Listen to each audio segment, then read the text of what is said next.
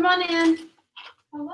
Hey, oh, sorry. I thought you were maybe one of my guests. I was like, come on in. Yeah, you can come in.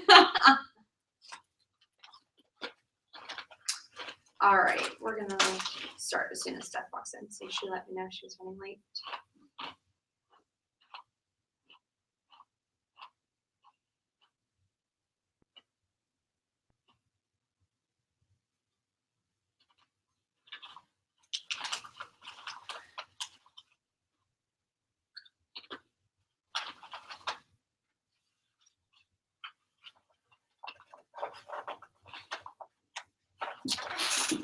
It's probably not a very flattering angle of me, but I just don't even care anymore. Whatever. What? I said that is probably not a super flattering angle of me, but hi, live people. Yeah, so I'm so excited about these. We were having a really hard time getting them printed the way that we wanted them, and now they're finally printed correctly. So that makes me really excited. Okay. Yeah. We spent a long time on this. It's a really long time. So it's nice to see it actually like come alive.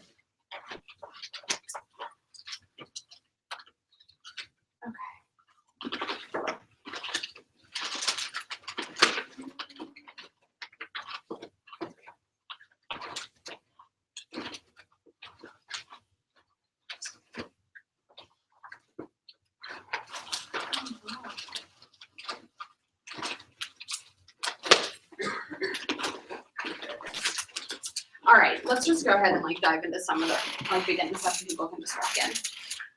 So basically we created this, Brandon and I created this so that all of our systems for what's like called our future national area. So when Brandon becomes a national, all of the directors underneath her will be our national area. So that's what the Excellence National Area is. And so the idea of this, the handbook and like this class is to get everybody kind of on the same page. So obviously I'm Brianna's offspring director, and then Maggie is in our unit. She's a DIQ. She'll be Brianna's second line offspring. And then Abby is planning on entering DIQ. So she'll be an offspring. So all of these directors, we're just trying to streamline everything. So that's the idea behind this. But also basically this book is just a giant book of frequently asked questions. So it's a lot easier for you to go into this than for us to basically be answering the same questions over and over and over again. So on the front has our mission statement. That just made a weird noise and it kind of tastes funky. That's not good.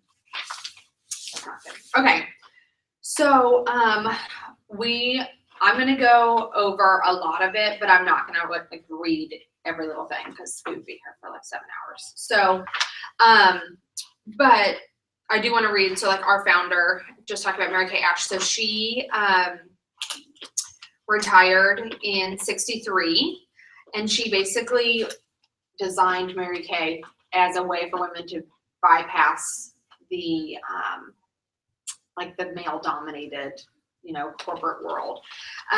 So she took, I think it was $5,000. Yeah, she had like $5,000 in the bank, and her son helped her develop like the actual business plan, and they started on Friday the 13th, which is kind of fun. So we like love Friday the 13th in Mary Kay. Yeah. And the idea of Mary Kay was that it was built as a company that was kind of like too good to be true. And so she wanted to build this company and kind of prove people wrong that you can treat your employees well, you can give people lots of prizes, you can give away free cars, you can still make a business work. And that's why, I don't know if you've ever seen like the Diamond Bumblebee, but the story behind, so like if you complete the Queen's Court of Sharing, which means you have 24 qualified recruits in a year, you get a Diamond Bumblebee. And the story behind it is that when she was starting the business, there were a bunch of people who were like, Mary Kay, you just straight up can't do this. Like your business won't stay alive. Like you're giving away too much stuff. They're making too much commission. And she told them about the Bumblebee, which has actually been proven that it shouldn't be able to fly, like aerodynamically, like it shouldn't be able to fly. And so she said, but the Bumblebee doesn't know, and so it does it anyway. And so that's like the story behind the Diamond Bumblebee. So that's pretty cool. So anyway, that's a little bit about Mary Kay. But It's too bad she's still alive. no, she died a couple of years ago. Yeah, I think like 2005. I think it's been a while. but she was like old. She lived a really long time. Right. Okay, so terminology. So I'm not going to go through all of this, but active, like I think like A1, A2, A3. So basically, when you place a 225 order, that puts you into A1 status. And then the following month is your A2. The month after that is A3. So let's say this month you placed a 225. This would be your A1. August would be your A2. September would be your A3. And in A3, you need to place 225 cumulative. It puts you back into A1. And that's how that cycle works. So obviously, the ideal is that if you were to ever go inactive, you place your order at the beginning of the month, because whether you place it on the 1st or the 30th, that's still your A1 month. So you can have 1 day of an A1 month, or you can have 30 days of an A1 month. Right. So that's why we encourage people, like if you go into A3, the same thing. You want to place that 225 as early in the month as you can. And then with inactive, you go inactive, and then I2 and I3. After I3, you lose any of your like team members, drop off of your team. You go into T status, and you have 6 months to be in T status, and then you're not a consultant anymore. So basically, just don't ever even go into I, and then you never have to worry about it. But that's what those mean. What was I in? I3 last. I think probably I3. Mm-hmm. Okay, does that make sense? Mm-hmm. Okay. And then the difference between section 1 and section 2, this is like a question I get all the time. So section 1 is full-size retail product. That counts towards your production. So if you were like going on target for your car or DIQ, or even if you just were contributing to like our units production, section 1 is the only thing that counts towards that. Section 2 are like samples and business materials. We're going to talk about samples in a little bit, but those don't count towards production. And you'll see, like, it'll say on In Touch, it'll say like section 2 business materials. Speaking of production means the amount of section 1 product ordered in a month. Okay. And I don't think we have to go over the difference between wholesale and retail. Wholesale is, oh, good call, Cindy. What page we're on? We're on page 3 right now. Oh, actually. You can hear her. No, she just boxed me. Oh, I was like. So, Cindy, while you're watching, we are looking at a packet, like a handbook that you're not going to have in front of you right now, but I'm going to mail this to you. I have one. Actually, I'm mailing this one. It's right in front of me. So, for right now, I would probably take notes, and then this is going to make a lot more sense when you have the actual handbook in front of you. We didn't have these printed yet, so I couldn't mail it to you earlier, but now I do. So you will get one of these. Okay, so yeah, terminology, wholesale is what we pay, retail is what customers pay, and wholesale is half of retail. All right, I'm like waiting for our last girls to walk in, but okay, so expectations of a Mary Kay beauty consultant on the next page. So the first expectation of every consultant is that you use the product yourself. So obviously, like, I don't use anything other than Mary Kay because it's just silly. I get half off everything, so why would I use anything else? And we have like everything. I mean, we have skincare, makeup, we have body wash, we have nail polish, satin hands, satin lips. I mean, we have everything. So, but really, besides just being like a good consultant and using everything, this is how you sell more stuff, because the more stuff you sell, obviously the more stuff you use, the easier it is to sell. Mm-hmm. If I am at a party and someone's like, well, what do you think about, the True Dimensions lipstick? If I can say, oh, I like it because of these things, it's a lot better than being like, well, I've heard that it's kind of good and some people like it. There is a document on the Dropbox, which that link is on there's like a pinned post on our Facebook page that has the Dropbox link, and there's a personal roll-up bag document, and that talks about like really what every consultant should use so that you have personal opinions about all these different products. So you can look at that, and the idea is that you can fill up a roll-up bag, and that's like your personal use roll-up bag. The next thing is just appropriate social media. So for discounts and sales, I committed at the beginning of this like calendar year that I'm only going to do 2 sales. One was my customer appreciation sale this past June, and then I'll do one at Christmas, and that's it. Other than that, I just don't discount product. I give like gift cards, but I never discount product. But if you do want to do sales, ideally you don't post the actual sale on Facebook. Or if you do, it needs to say on it, this is only for my consultants or women without a current consultant. The idea is that we don't want to like steal somebody else's customer, because if you're running like a 15% off skincare and their normal consultant isn't, they're more likely to come to you and be like, hey, I'll just order from you. And sometimes it's hard, even though we should always ask of a new customer, do you have a current consultant? Sometimes people will lie because they want to get a discount from you. But really, the idea of discounting, like, we don't really need to. Like, I don't, and my sales are fine. My customers don't expect me to give a bunch of discounts. And if you're giving a lot of discounts, then people are going to wait to order from you until your next sale, because they're like, well, it's always on sale, so I'll just get it. You know, it's like me and sushi. Like, I never buy full price sushi because I know that I can get it half price, or I can go to Kroger on Wednesdays and it's only $5. So the easiest thing if you are running a sale is to say, hey, I'm running an awesome sale on such and such, message me for details. And that way you don't have to put any of the details actually on Facebook, and they're only coming to you if they're interested. And I already said the every post needs to say for my customers only, or women without a current beauty consultant.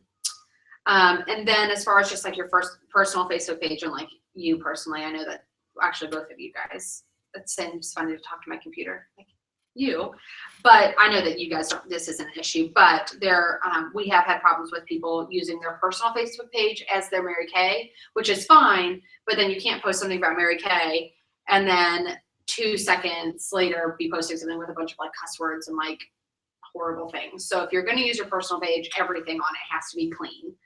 Otherwise, you just need a separate, like a Mary Kay, like a business page, and then you can use your personal Facebook for whatever you want. And then you can't sell products online. You can't sell on eBay. You can't sell on Amazon. You can't go to a flea market. Legal's cracking down on this. They're actually like going through and they are filing charges on women who are selling on like eBay and Amazon. I've never had anyone in our unit doing that, so I'm not really worried about it, but it's in there so we can say that we told you. Okay, I'm like so thirsty. The next is just like our self-image. So Mary Kay was like ridiculously strict about this. You had to have a skirt with stock like hose and heels, like always. There was just no that. I can see why. Yes, yeah. And so when you go to a corporate event, you'll still see women like in dresses, heels, like hose, like skirts, and their jacket. So for our meetings, our like rule of thumb is just like business casual, look presentable. And really any meeting you go to. So if you were going to like a meeting in Dayton, or Cindy will be going to meetings in Tennessee, like that's just a company standard, is look professional, preferably a dress or a skirt. But at corporate events, like you have to. Even when we were in LA, we were wearing tights every day, even though it was super warm. And even like if you're traveling for Mary Kay, so for those of us who are going to seminar, like we'll travel dressed up, because that was just Mary Kay believed really strongly in that. So we more do it for like in her honor, that she said that you should always travel like dressed to the nines. So right, like yeah, like dressed, looking presentable. Yeah, yeah. I mean, I hate when women are like flying in like PJ pants, but anyway. Okay, so events. Brian and I are gonna really start cracking down on this. We can't force you to go to events, but we are gonna start like making them essentially non-negotiable unless you absolutely cannot go. Because so in my career, I did nothing. I didn't go to meetings. I didn't do anything for the first year of my business. And then in January, I went to January Jumpstart. 2 months later, I was on target for my car. And then that following December, I was a director. And within there, so I went to January Jumpstart, and then I went to Career Conference in March. I earned my free car 2 months after Career Conference. I went to Fall Advance, became a director 2 months later. So like there's something about events and like helping you make money and be promoted. So we're gonna just start making events basically non-negotiable. We can't force you to be there, but I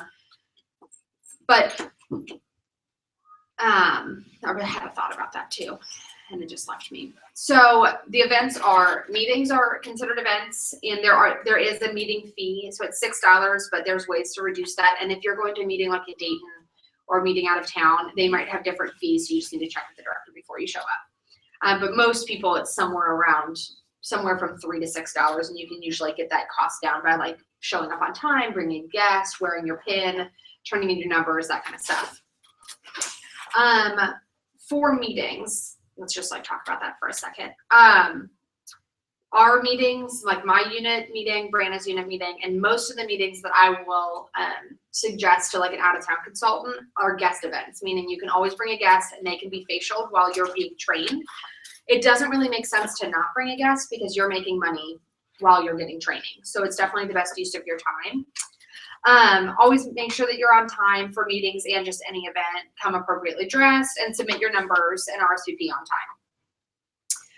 For Wednesday Night Live, like for our weekly meetings, just make sure you come in and ask how you can help. We directors are only one person, and we're running a unit of, however many people are showing up. We're trying to like make sure that our training is prepared for that night, and that all of the consultants that are coming, we might have told a consultant to come early and have a little bit of coaching, whatever. So you coming in and saying, how can I help is like just above and beyond. That helps us out so much. And then also at the end, more than likely we're closing out with guests, or we're like meeting with a consultant who has extra questions. Basically, we're probably busy. And this goes for any director at a meeting. So that's not the best time to go up and like ask a bunch of questions or ask, hey, I need to set up my propay or whatever. Unless you've predetermined that time with the director, just Vox her after the meeting and say, hey, like I had a question or whatever. It's just not the best time. We have a lot of women coming up and like tapping us on the shoulder. Hey, can I have you for a second? And that's just not the best time. So rather than at the moment us being like, no, you can't have us. Just either tell us beforehand that you need us or Vox us afterwards. Okay, so and are there any questions about meetings? So guest meetings, we like consultants will go over stuff, and our guests will just be like someone else will just be. So how that works is essentially pampering them. Yeah, basically. To get them to buy things. Yeah. So you will bring your guest.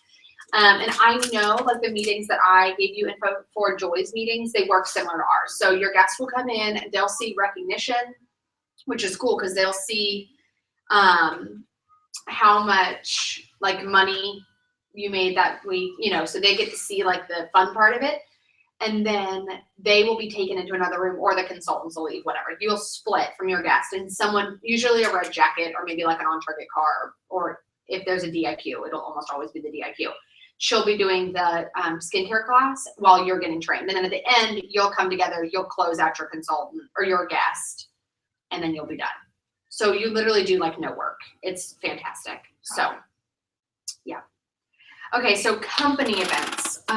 There are several throughout the year, so I'm just going to go through really quick what they are. There's January Jumpstart, and then there's Leadership, which is only for directors and sometimes DIQs. There's Career Conference, which is so January Jumpstart and Leadership are in January. Career Conference is in March. Seminars in July, that's what we're about to go to. And then Fall Retreat is in like September, October. It kind of like moves around a little bit. And just like the mindset, I kind of already talked about this, but just make every event non-negotiable. I mean, think of this as your job. Like if you had like your normal 9-to-5 job, if they're like, hey, there's a conference, and you were like, yeah, well, I just don't really think I'm going to be able to get like my kids covered or whatever, your job would be like, we'll figure it out. It's kind of the same thing. It is the same thing as far as I'm concerned. That's why it says be a find a way, make a way type of woman. I mean, I'm about to fly to Dallas for 4 days, and I'm exclusively breastfeeding my 6-week-old, and my husband like works full time, and like we're figuring it out. So, we recognize that like there are tough situations, and there are like, obviously there are lives that are very complicated, but our job is to help you figure that out. So come to us and say, hey, I want to do this, but I don't know how. And our job is to help you figure that out. We're going to talk about the costs and all that in a little while. And then just when you're at events, just no drama or negativity. The idea is that you're supposed to be there like building into yourself, building into other people. And like a lot of women in Mary Kay have taken time off to build into you. So the idea is just go and be happy. Even if things don't go as planned, just stay positive. I've been at events where people start complaining and it just ruins the whole thing. And people have paid money to be there. So like, we're not there to make it miserable for people. No kids, that's a company rule, no kids. Unless you are, if you're exclusively breastfeeding and your baby is like teeny, I've seen women bring their babies in, that's fine. The best is to have your husband come and just like bring the kid in and have you feed them and then take them back out. And arrive on time, dressed well, and we've already talked about that. Any questions about any of that?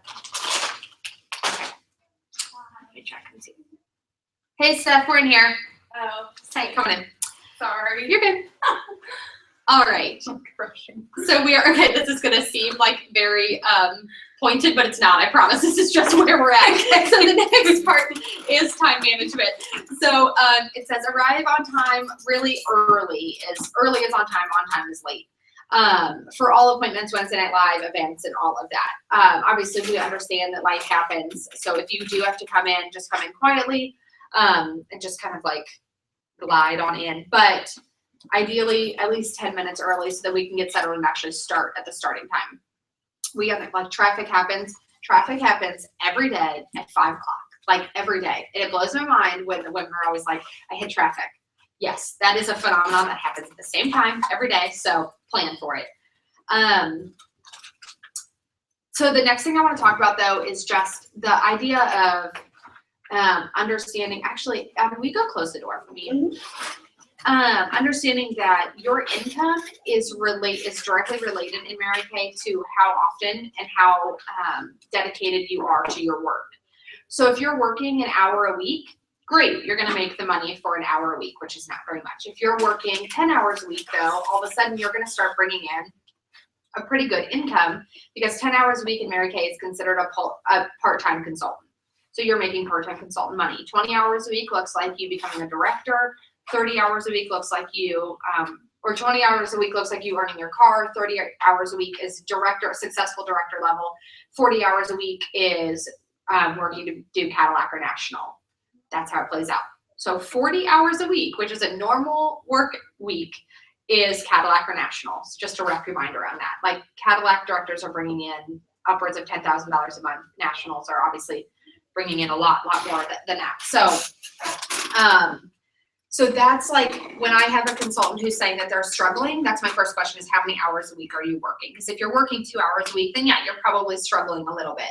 But a consistent 5 to 10 hours a week looks like a part-time consultant, that looks like consistent money, that looks like your business growing. So how do you do that? Because I know that a lot of us have, like all of us have crazy schedules. We have other stuff going on. So how we do that is we work our plan and we plan our work. So you guys have probably seen, and if you haven't, you can find it on the Dropbox and you can find it on InTouch, the weekly plan sheet. So weekly plan sheet, I think that I might have one actually in here. But what a weekly plan sheet looks like is it's an hour-by-hour breakdown of your whole week. And so that allows you to see what time you have in your week, because more likely than not, you have more time than you realize. You're just spending a lot of your time being busy instead of being productive. Okay, I don't have a weekly plan sheet in here, which is probably not. Oh yeah, I do. Okay, so this is what a weekly plan sheet looks like. So what this does is it lets you actually see how you're spending your time. So this breaks down your whole day, hour by hour, and obviously it goes Sunday through Saturday. So on here you can see this was me. This was in May. Yeah, this was like the end of May. So I have on here in pink is my hours that I work Mary Kay. Do you see how like that's not like a massive amount of time? That's probably 20 hours a week. So I obviously have Wednesday Night Live blocked out. So for me, my Mary Kay goes in first because it's my full-time job. But for you guys, if you have a full-time job, your job would go in first. Your non-negotiable hours go in here first. And you block those out and you highlight them with whatever color. Like for me, like pink is my work, obviously. But for you guys, it might be like blue. So you block that out first. And then after that, you would block out other non-negotiables like doctor's appointments. We have 2 pregnant ladies in here. So your doctor's appointments would be important. Or if like for me, like my kids' doctor's appointments or my husband's work schedule gets put in here too, because we coordinate around each other a lot. So that would be the next thing that goes in. And then after that would be your like church. So faith would go in. So like if you know the church from 10 to 2 every Sunday or whatever, that would get blocked in. And then as a part-time consultant, your Mary Kay is actually the last thing due on your schedule. So whoever says that like Mary Kay is taking over their whole world, that's just not the case, because we actually tell you to put in Mary Kay last. So the idea is you plan out all your non-negotiables, then whatever white space is in there. So let's say you see, okay, Thursday evenings and Saturday afternoons, I don't have anything. Okay, those aren't my Mary Kay times. That right there is, you can find 6 hours right there. That's a part-time consultant, boom, you're done. Even if you only have one night a week and you block that out. The idea is that you know when you're working your Mary Kay so that it feels less of this like all over the place, and it feels more like just a normal part-time thing. And this will actually make your husband or your family respect your business a lot more too, because when you're just kind of always working your Mary Kay, or if you're like always checking your boxes, or you're always taking calls from customers, you're just kind of always kind of doing it. It feels like a hobby. It feels like it takes up a lot of time. And so that's where a lot of families or husbands say, okay, this thing is kind of annoying and it's taking up a lot of our family time. But if you tell your husband or your kids or your mom or whoever you live with, hey, I work Mary Kay on Wednesday nights at our meeting, Thursday nights I have a party, and Saturday afternoon I have a party, and that's it, then all of a sudden it becomes less, it encroaches less on your family time and becomes more just scheduled. So that's what we mean when we say plan your work and work your plan. But the second part is more important, to work your plan, meaning if Thursday night you had a party booked and it cancels on you, if Thursday is your Mary Kay time, then do something with that time. Go do booking calls, or go follow up with customers, or go follow up with people that never got back to you from last month or whatever. Do something with that time. Because I promise you, when you're putting in the hours, just doing something, even if it doesn't feel productive at first, it will turn into productivity. That's just where it starts. Do you guys have questions about that?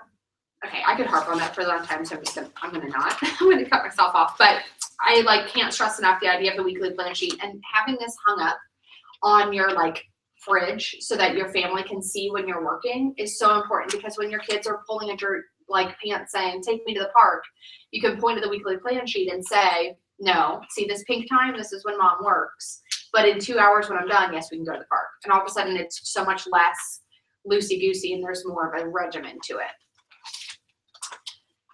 The next thing is just the idea that you weren't made to be Superwoman. You need to delegate. So give, and we're on page 5, Steph. Okay, yeah. You're not Superwoman.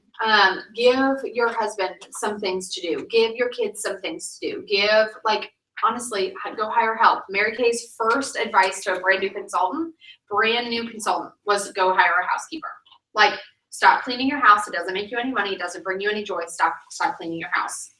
And I will tell you guys, I fought getting help for so long. I fought it and fought it and fought it. And I finally went to leadership, and I was sitting in my PJs with Leah Laughlin, and I asked her, I'm like, okay, so I feel like I'm at a plateau. Like, our unit's doing well, but I just can't break. I wanted us to break $10,000 production month. And I'm like, we just can't break it. We keep getting right there. And she said, how many hours a week do you have of help in your home? And I was like 4, because that's where I was at the time. I had like 4.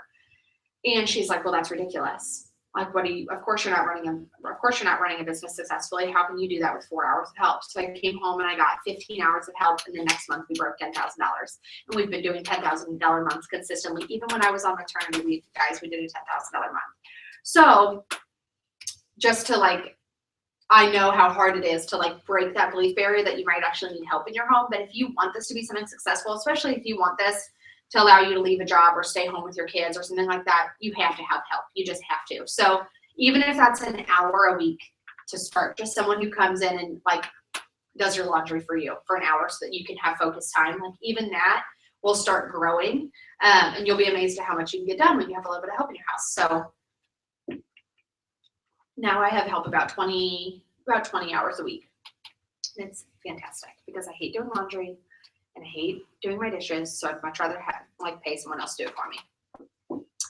All right, and ultimately, like this last line, it says we make time for the things that are important to us, and that's just the case. So if this business is important to you, then you're going to make the time for it. And depending on how important it is to you is how much time you need to dedicate it. So if it is your part-time gig and you're only trying to make a couple $100 a month, then that's fine. It still needs attention, but it doesn't need quite as much attention as, for me, this pays my bills. It's about to pay all of our bills because my goal is to have my husband leave his job in a couple months. So obviously it's very important to me, and so it gets a lot of my time. All right, next up really quick, just talking about team mentality. I feel like this is something we've kind of gotten away with, or kind of gotten away from, and Brian and I really just want to bring this back into focus, is that Mary Kay is a team sport. You are in it, you're in business for yourself, but you're not in business by yourself. And so there are goals that are reliant on the team mentality of Mary Kay. So things like, helping your unit earn a car, or helping, like Steph, right now you're on a DIQ team, which means that Maggie's in DIQ and working to become a director, and that's a huge team thing. Like you can't do it. You literally cannot do it by yourself. It would be wonderful if you can do it by yourself, but you can't. You have to have your team working. And so really what this means is that no matter how big or small your goals are, you're still contributing. So at the beginning of every month, what directors do is they kind of go through and they scan their whole unit and they say, okay, what are your goals for the month? What are your non-negotiables? And it's amazing because if everybody in your unit did what they said they were going to do, we'd always hit our goals, always. And we recognize that that's not always going to happen.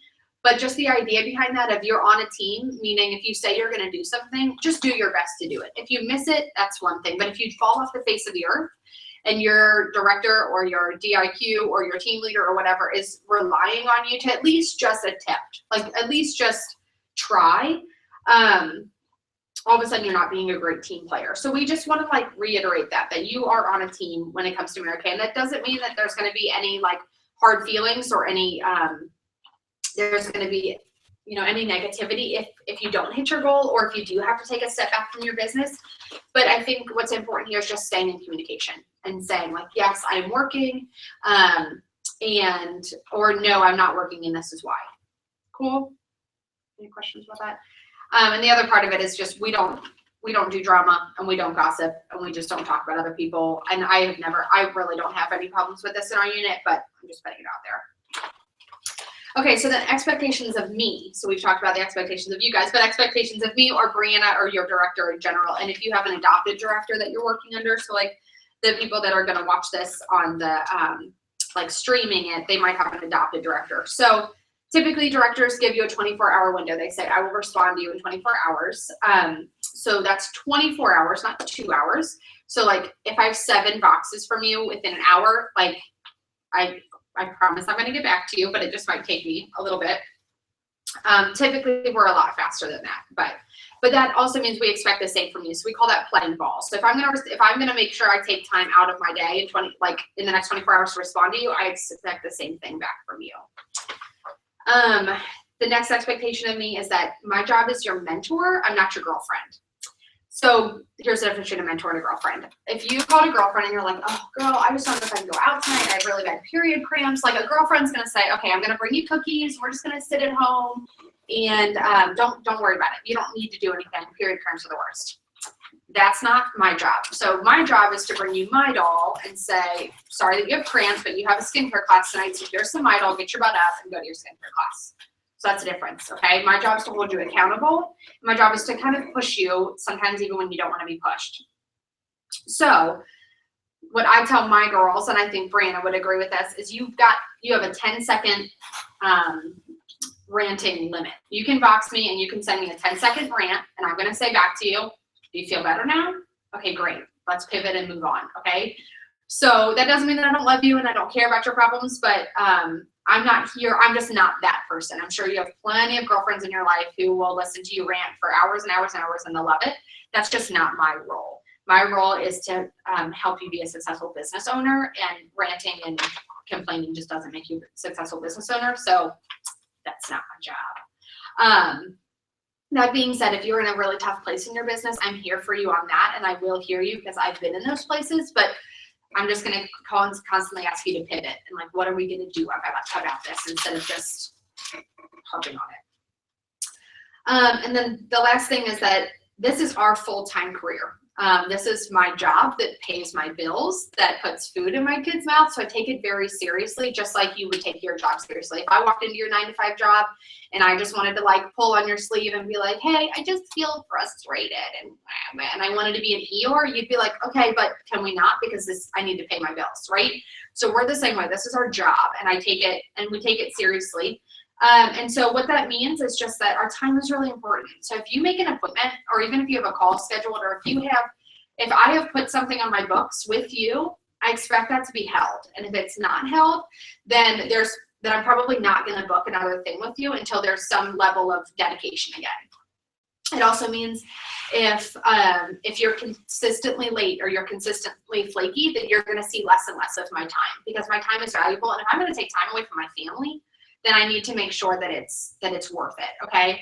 And I truly believe that every single woman in our unit is worth my time. It's just whether or not you believe that you're worth my time. And so typically it's more of a belief barrier on your end that you're just not taking your business seriously enough. So until I see you taking it seriously enough, you're just going to see less and less of me. But on that same note, if you've been in a place where we haven't been in a lot of communication, all it takes for you to be back in my space is one, show up at a meeting. You'll always see me there. You can always be in my space in a meeting. Or send me a box and say, hey, here's where I was at and here's why I was there. And this is why things are different. And Brianna and I are very, I think, in fact, we're probably a lot more lenient than other directors. It's not that hard to get back in our space, but we just have to see a reason why. So why should I spend time away from my family and invest in you? So we just ask that you treat our time valuably, or with value. I don't know. I think Brianna's hour, like her cost per hour, and if she were to charge for every hour that she spent with you, would be over $250 an hour. Mine is about $175 an hour. That's how much I make. When I break down how much I made versus how much I work, I make about $175 an hour. So it makes it seem a little bit more valuable when you cancel on me when I have a coaching call or something and you cancel. That's $175 of my time that I could have spent doing something else. So It's either with Boxer. Boxer, Because I only have that message you on Boxer. yeah, is the app that we use that it's like the walkie-talkie app that we use. So remind me, I'll show you afterwards how to download it and use it. I like opened it up here, like you can see that on my phone, but you can't. So, okay. Can I steal a Twizzler from you? Yeah. I like blood sugar. It's like Twizzler. super classy. I'm gonna steal two from you because I'm just over here otherwise I'm eating, gonna start sorry. talking nonsense because my blood sugar is like dropping. Okay. Breastfeeding problems, guys. All right, bear with me. So we're gonna get into some like actual business stuff. Any questions about what we've been over so far? Cindy, I know you're watching. If you have questions, just box them to me and they'll pop up on my phone. Okay. So I'm gonna take you all the way through booking, a skincare class, career chat, all of that. That's what we're about to get into, okay? In other words, this is the good stuff. This is the meat. So booking. The number one question I get from a new consultant, who do I book with? Who are my customers? And the answer is literally everybody. Everybody is your customer. If she's a woman, even if she's a man, we have men's products, and she has skin, she's a potential customer, okay? If she doesn't have skin, we can't help her. She needs to go somewhere else. But so where I start all of my girls out, or starting now as we're taking this huge shift, is every new consultant is going to create what's called their wedding list. If you're already married, it's super easy because it's all the women you invited to your wedding and maybe some women who you would have, if you would have had more room in your budget and couldn't invite them, so you need to cut them off. So everybody, if you were to get married again, every single person that you would want there, because we know that on average, every woman knows between 200 and 300 people. You just don't realize it until you start sitting down and kind of expanding your mind, okay? So your wedding list is kind of where you start. That doesn't mean that every person on your wedding list is going to book with you. It doesn't mean that everyone there, even if they book with you, that they're going to buy from you, but it's a place to start. It's a way to get you to stop thinking, I don't have any customers, because yeah, you do. You have a lot of customers. So that's kind of where we start you out. So let's talk about how to actually book, okay? You're going to prepare yourself. First, you're going to prepare yourself physically, okay? That means you're going to have your planner in front of you. So this is what my planner looks like. I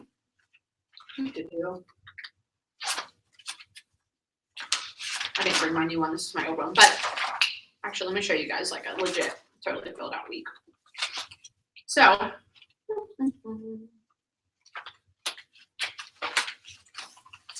this is what my planner looks like. I have kind of a weird one where it is by a day like this, but whatever. So when I go to book, I have my planner in front of me, and I already have blocked out the hours that I could do a skincare class, okay? Because imagine you're calling somebody and she's like, oh my God, I would love to do a skincare class with you. And you're like, okay, great. Well, when do you want to do it?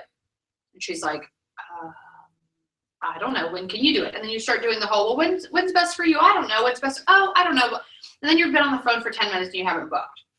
So you want to have your planner sitting out in front of you with times that you can do a skincare class, because that way when she says, oh yeah, I'd love to do that, you say, great, awesome.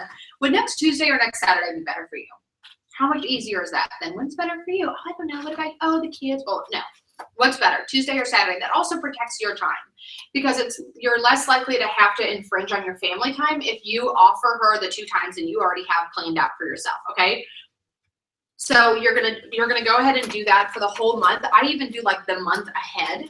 I have that planned out before I'm gonna sit down and do any bookings. You're also gonna sit down with something where you can track your bookings. So there's a bubble sheet in the Dropbox account. A bubble sheet literally is a sheet with a whole bunch of circles on it. And that helps you track how many people you've called, who answered, who didn't answer, who you left a voicemail for. And it also lets you track how much work you're actually doing. Because if you come to me and you're like, oh my gosh, I have done so many bookings and I just haven't had anything. And I'm like, well, how many have you done? And you're like, oh, like 8. Well, 8 is not a lot of bookings, okay? Because we know on average 1 in 10 women book with us. So 50 is a lot, but 8 is not. So a booking or a bubble sheet helps you actually go through and track. So when you do come to me, because there have been times where a consultant says, hey, I've done 40 booking attempts and I haven't gotten anything, that tells me that we probably need to tweak something, okay? So that helps you be coached. It helps you track your numbers. It also helps you track, let's say, 30 people never even respond to you. Well, next month you can reach back out to those 30 people because they never got back to you, okay? So you're going to sit down with your planner and your tracking sheet, and then you're going to also sit down with scripts. Again, this is in the Dropbox. There's a booking flow chart that literally walks you through. It says, okay, if this is a brand new person, or if this is a referral, or if this is somebody that you got at like a vendor event or whatever, it gives you the script. So nobody can say to us, well, I just don't know how to book. I don't know what to say. We literally have scripts right there for you. And the flow chart's great because it says, okay, if they say yes, this is what you say. If they say no, this is what you say. If they say maybe, this is what you say. It walks you all the way through. It helps you overcome objections all the way until the booking. Okay, so then you're going to prepare yourself mentally. So this is really important, like really, really, really important. And I know it's going to sound silly, but I remember Leah telling us, I think it was a January Jumpstart, how before every time she booked, she would go into the bathroom and she'd look at herself in the mirror and she'd be like, everybody wants to book with you. You are awesome. Your skincare classes are so much fun. You are the best at booking. Everybody is just going to be so excited. They can't wait to get your call. And she would like talk herself up. And it sounds really silly, but the first time that I did it, my booking results were ridiculous. Like so much better than they had ever been before, because mentally when I was picking up the phone or I was sending out texts or whatever, I had that mentality. And so when someone would say no to me, I'd be like, really? No? Like, you're crazy. And it wouldn't get me down as much as if I went into bookings like, oh my God, this is going to suck and no one's going to want to book with me. The first no, all of a sudden I'm confirming all of my fears. So preparing yourself mentally is super important. But also just preparing yourself and knowing that your time is important. So if somebody's booking with you, you want to take that seriously. You want to nail them down for a time. You want to nail down when are you going to get the guest list from them? When are you going to confirm with them? All of those things, because if you start treating your business as important as a doctor's appointment or a dentist appointment or all those, like think if you have a dentist appointment, how many times do they call you before that flipping appointment? Like 5 times, right? They send you a postcard. They tell you you're due for an appointment. They call you to confirm it. Because that time is valuable. That dentist doesn't want to sit there and have a no-show.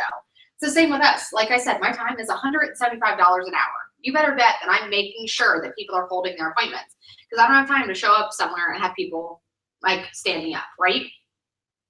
And also go into it knowing the numbers. So like I said, 1 in 10 bookings is going to book with you. And then half of those are going to reschedule on you. So if you know that, it's a lot less daunting than if you sit down and you think that every single person you call is going to book with you, because that's just not the case. The other thing with half of your booking schedule or rescheduling is this is why we book 10 before the 5th. This is ideal. This is the ideal part-time consultant, is you book 10 bookings before the 5th, not to be held before the 5th, but you just have them on your books before the 5th, because half of those are going to cancel. So that means really just 5 parties have been booked. And then if you're going for DIQ or on target car, you're going to book another 10 by the 15th that, and half of those are going to reschedule. So you end up actually only holding 10 throughout the month.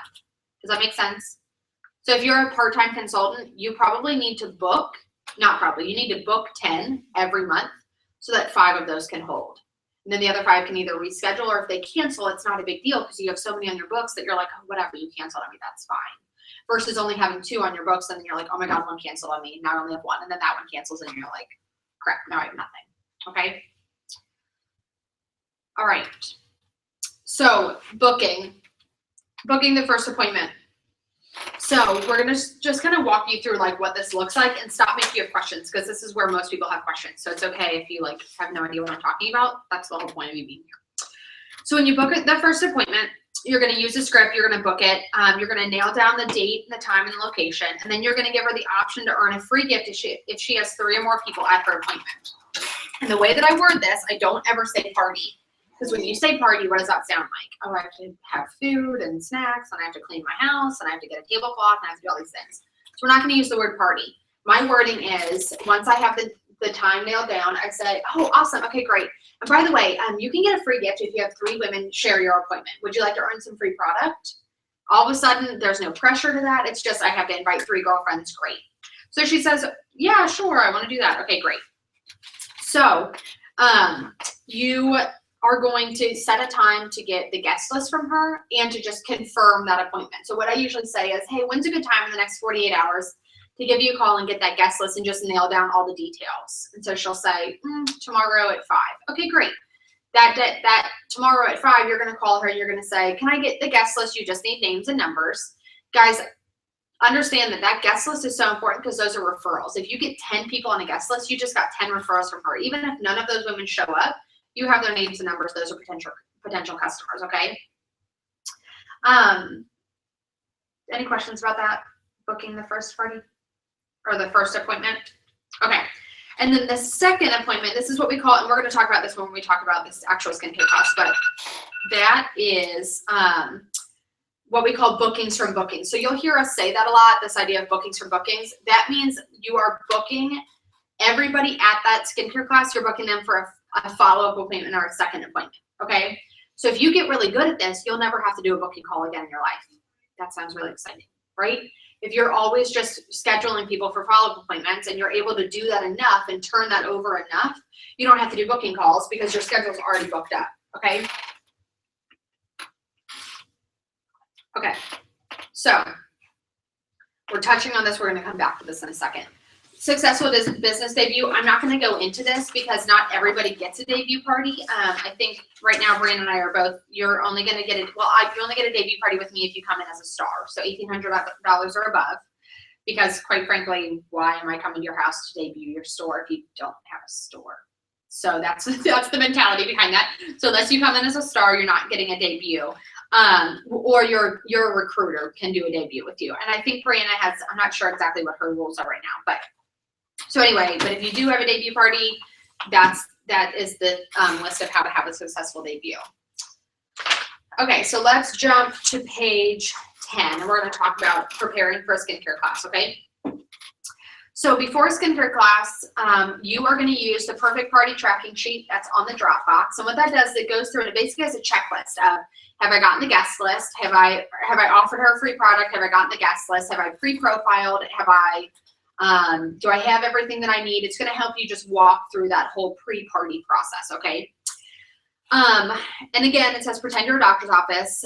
Like, say, hey, just a reminder, you have a skincare class scheduled for next Saturday. Super excited to see you there. Let me know if you have any questions. Like, it's okay to remind your hostess that she has an appointment coming up. Okay, so pre-profiling. This is, again, something that gets lost in the shuffle a lot, and women don't realize that this is an important step. So pre-profiling means calling your hostess and all of the guests a couple days before the party and getting information that you need from them so that you can bring all the right products. You can make sure that you're serving them well when you get there, okay? So you guys have probably all seen a customer profile card, correct? Okay, so what I do when I'm pre-profiling is I pull a stack of profile cards out in front of me, and I call Susie and I say, hey, Susie, I have a couple questions for you. And I ask her, is your skin normal? Is it dry, oily, or somewhere in between? And there's a little spot right on the profile card that you can fill that in.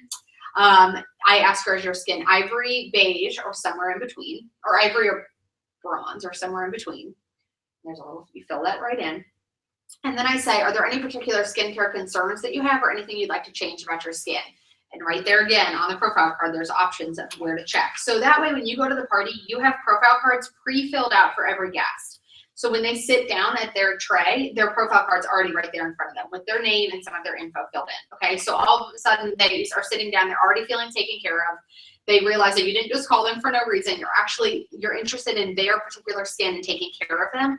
That's good customer service right off the bat, okay? But it also gets you on the phone with them before the actual party because now you're their girlfriend, they know you, okay? So you can develop a little bit of rapport. I usually ask them, like, are you excited? Have you ever been to a Mary Kay skincare class? Oh my gosh, I'm so excited. Like, I can't wait to see you there. I've heard there's gonna be great food, whatever.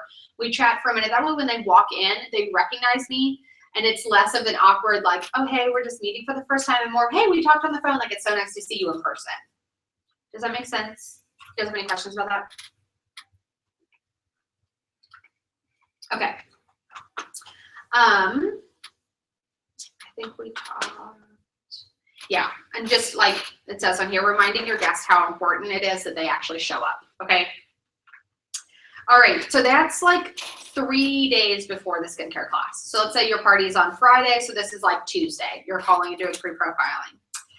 On Thursday, you're gonna prep your starter kit, so the day before the party. And I'm not gonna go into this like in excruciating detail because you guys can read this, but it has in here what needs to be in your roll-up bag. So this is everything that you should have as a demo, okay? So if you have inventory, it's really easy. You just pull it from your inventory, you write a sales slip for yourself and put demo at the top, and it's a tax write-off. If you don't have inventory, this probably looks like you placing an order for demos, okay? So it has a list in here. I'm not going to go through the whole list, but it has a list in here of everything that you need for a successful party for your demos, okay? And then it also has on here all the other materials that you need. So that looks like these are the placemats that we use that talk a little bit more about the opportunity. This is our skincare class closing sheet. This is the color, the follow-up appointment closing sheet, and all of this stuff, guys, is on the Dropbox, okay? So what I did is I just took these to Office Depot. I literally just said, I need them like printed off, double-sided and laminated. With this, you print them off and cut them hot dog style and laminate them. Where did you say this one? In the Dropbox. So on our Facebook page, there's a pinned post at the top of the Facebook page that says like, this is a pinned post for all your info. There's a link to a Dropbox there and it has all of this on it. Okay. Cool. So this talks about like how to like keep all of these so they're organized in your starter kit. I have 8 closing sheets. I have 6 placemats, and then I keep 2 of these because there's only typically one person at every party who's ever going to need this, and I'll explain that in a second. I keep them in these things. These cost like $1, so I just keep all of my stuff in here. Okay, and then they just slip in. They're in here right now because of this, but typically they just slip into the side of my starter kit. Do you bring the catalog as well? I only bring one catalog. Okay. Because I don't let my customers never look at a catalog during a skincare class. The only thing that they're looking at as far as product is this, because I'm suggesting to them what they should buy at the skincare class. Can I see that? Yeah. Do you when did we how did we order catalogs though? You do that. There's a section 2 item on InTouch. Okay. So go ahead. Because I placed my order and I clicked on it and I don't have any like They're news. called lookbooks. They're called lookbooks, not catalogs. Okay. So yeah, they're in InTouch. They're under section 2 though. Okay. Yeah. So I only bring one, and if people say that they want one, I tell them that I'll mail it to them. Okay. Are they updated? Yeah. Okay. Yep. Yeah. So the importance of the closing sheet, and I'll talk about this. Actually, I'm going to save that. We'll talk about that in a minute. But that'll explain more why I don't bring catalogs. The other things that you need in your starter kit are a money bag that has some like change and some like petty cash. Very few people pay with cash, but just in case. Have a calculator. I use my phone as my calculator. I just turn it on airplane mode so that I'm not getting like a bunch of text as I'm using it as a calculator. Pens. Don't expect your hostess to have pens. God, she'll hand you like a pen that has like Viagra on the side of it or something. Just don't do that. Bring your date book, again, pre-outlined with appointment times, and then you'll need like flat cotton rounds or like cotton balls. And all of this stuff, guys, is a tax deduction. So don't be afraid to go to the dollar store and buy a couple things. Save your receipt, right on top, business supplies, and you'll get it back in tax time, okay? Packing inventory. So for the people, if you have inventory, the way that I take mine is all of my inventory actually is kept in these like plastic locked, like big Tupperware things that have dividers in them, and they're labeled on the outside. They're box 1 through 6, and so I know when I go to a skincare class, I need box 1, 2, and 3. If I'm going to a follow-up appointment or like a color appointment, I need box 3 and 4, and then 5 or 6 are random stuff that I almost never take with me. So I literally just grab my boxes, I put them in the back of my trunk. Everything I need is right there. If you, hey, Hi, sorry, I'm just looking to see if there's any bottled water. you're fine. If you don't have like insulated boxes for your inventory though, don't leave your inventory in your car overnight. Make sure you bring it in because it can get ruined if you leave it in like extreme heat or extreme cold, especially with our, like the weather right now. I would never leave product in your car. Okay, if you have inventory, you have more questions about that, feel free to reach out to me. I'm just not gonna like spend a whole lot of time on it. Okay, so the day of your skincare class. So at this point, so you have gotten the booking, you've reminded her of the booking, you have the guest list, you've pre-profiled all of your guests, your starter kit is ready to go. So now the morning of your skincare class, you are gonna show up 30 minutes before the class is scheduled to start. And obviously you're gonna tell your hostess this. You're gonna show up 30 minutes early, and when you walk in, you're gonna use the 3-part recruiting system. This is important, okay? So the first thing, well, first of all, I walk in and I say, hey, where do you want me to set up? I usually, well, first is you have a beautiful home, always, even if she doesn't have a beautiful home, you have a beautiful home. Where would you like me to set up? This is really important because there are times where like you might go to set up somewhere and she does not want you to set up there, okay? So if she has like, Abby, can you go close the door?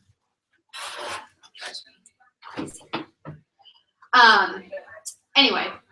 If you, like, she might have a piece of furniture that she doesn't want product on, and like, obviously we completely respect that. So just make sure you ask, it'll like help you avoid a very awkward situation. But then you're gonna ask, so who's coming today that would be good at doing what I do? So it's kind of like nonchalant, it's almost like off the cuff, just who would be coming that would be good at doing what I do? And she's gonna do one of two things. She's either gonna be like, oh my gosh, Jennifer who's coming today, she would be so good at doing this, she's the cutest thing. And then you're gonna remember in your head, I need to meet Jennifer and I need to pay attention to Jennifer, right? Or she's gonna say, oh, I don't think anybody. And you're just gonna kind of laugh, oh, okay. And then after that, like a second later, and this is totally meant to be like kind of almost like an afterthought, you're gonna say, well, what about you? What about you? Have you ever thought about doing this? And then again, you're either gonna get, well, I've kind of thought about it, or, oh my God, never in a million years. And either way, if she says never in a million years, you're gonna say, oh, I totally get it. I understand. I think that you are pretty busy, but just today, try watching and seeing, like, see what I do and see if you can like see yourself doing this. Okay, that makes it very nonchalant, but you've already introduced the idea of her maybe wanting to do this herself, and that way, when she's watching you do this skincare class, she's watching it through the lenses of, is this something I could ever see myself doing? So that at the end, when you're gonna talk marketing, you're not just like catching her off guard, okay?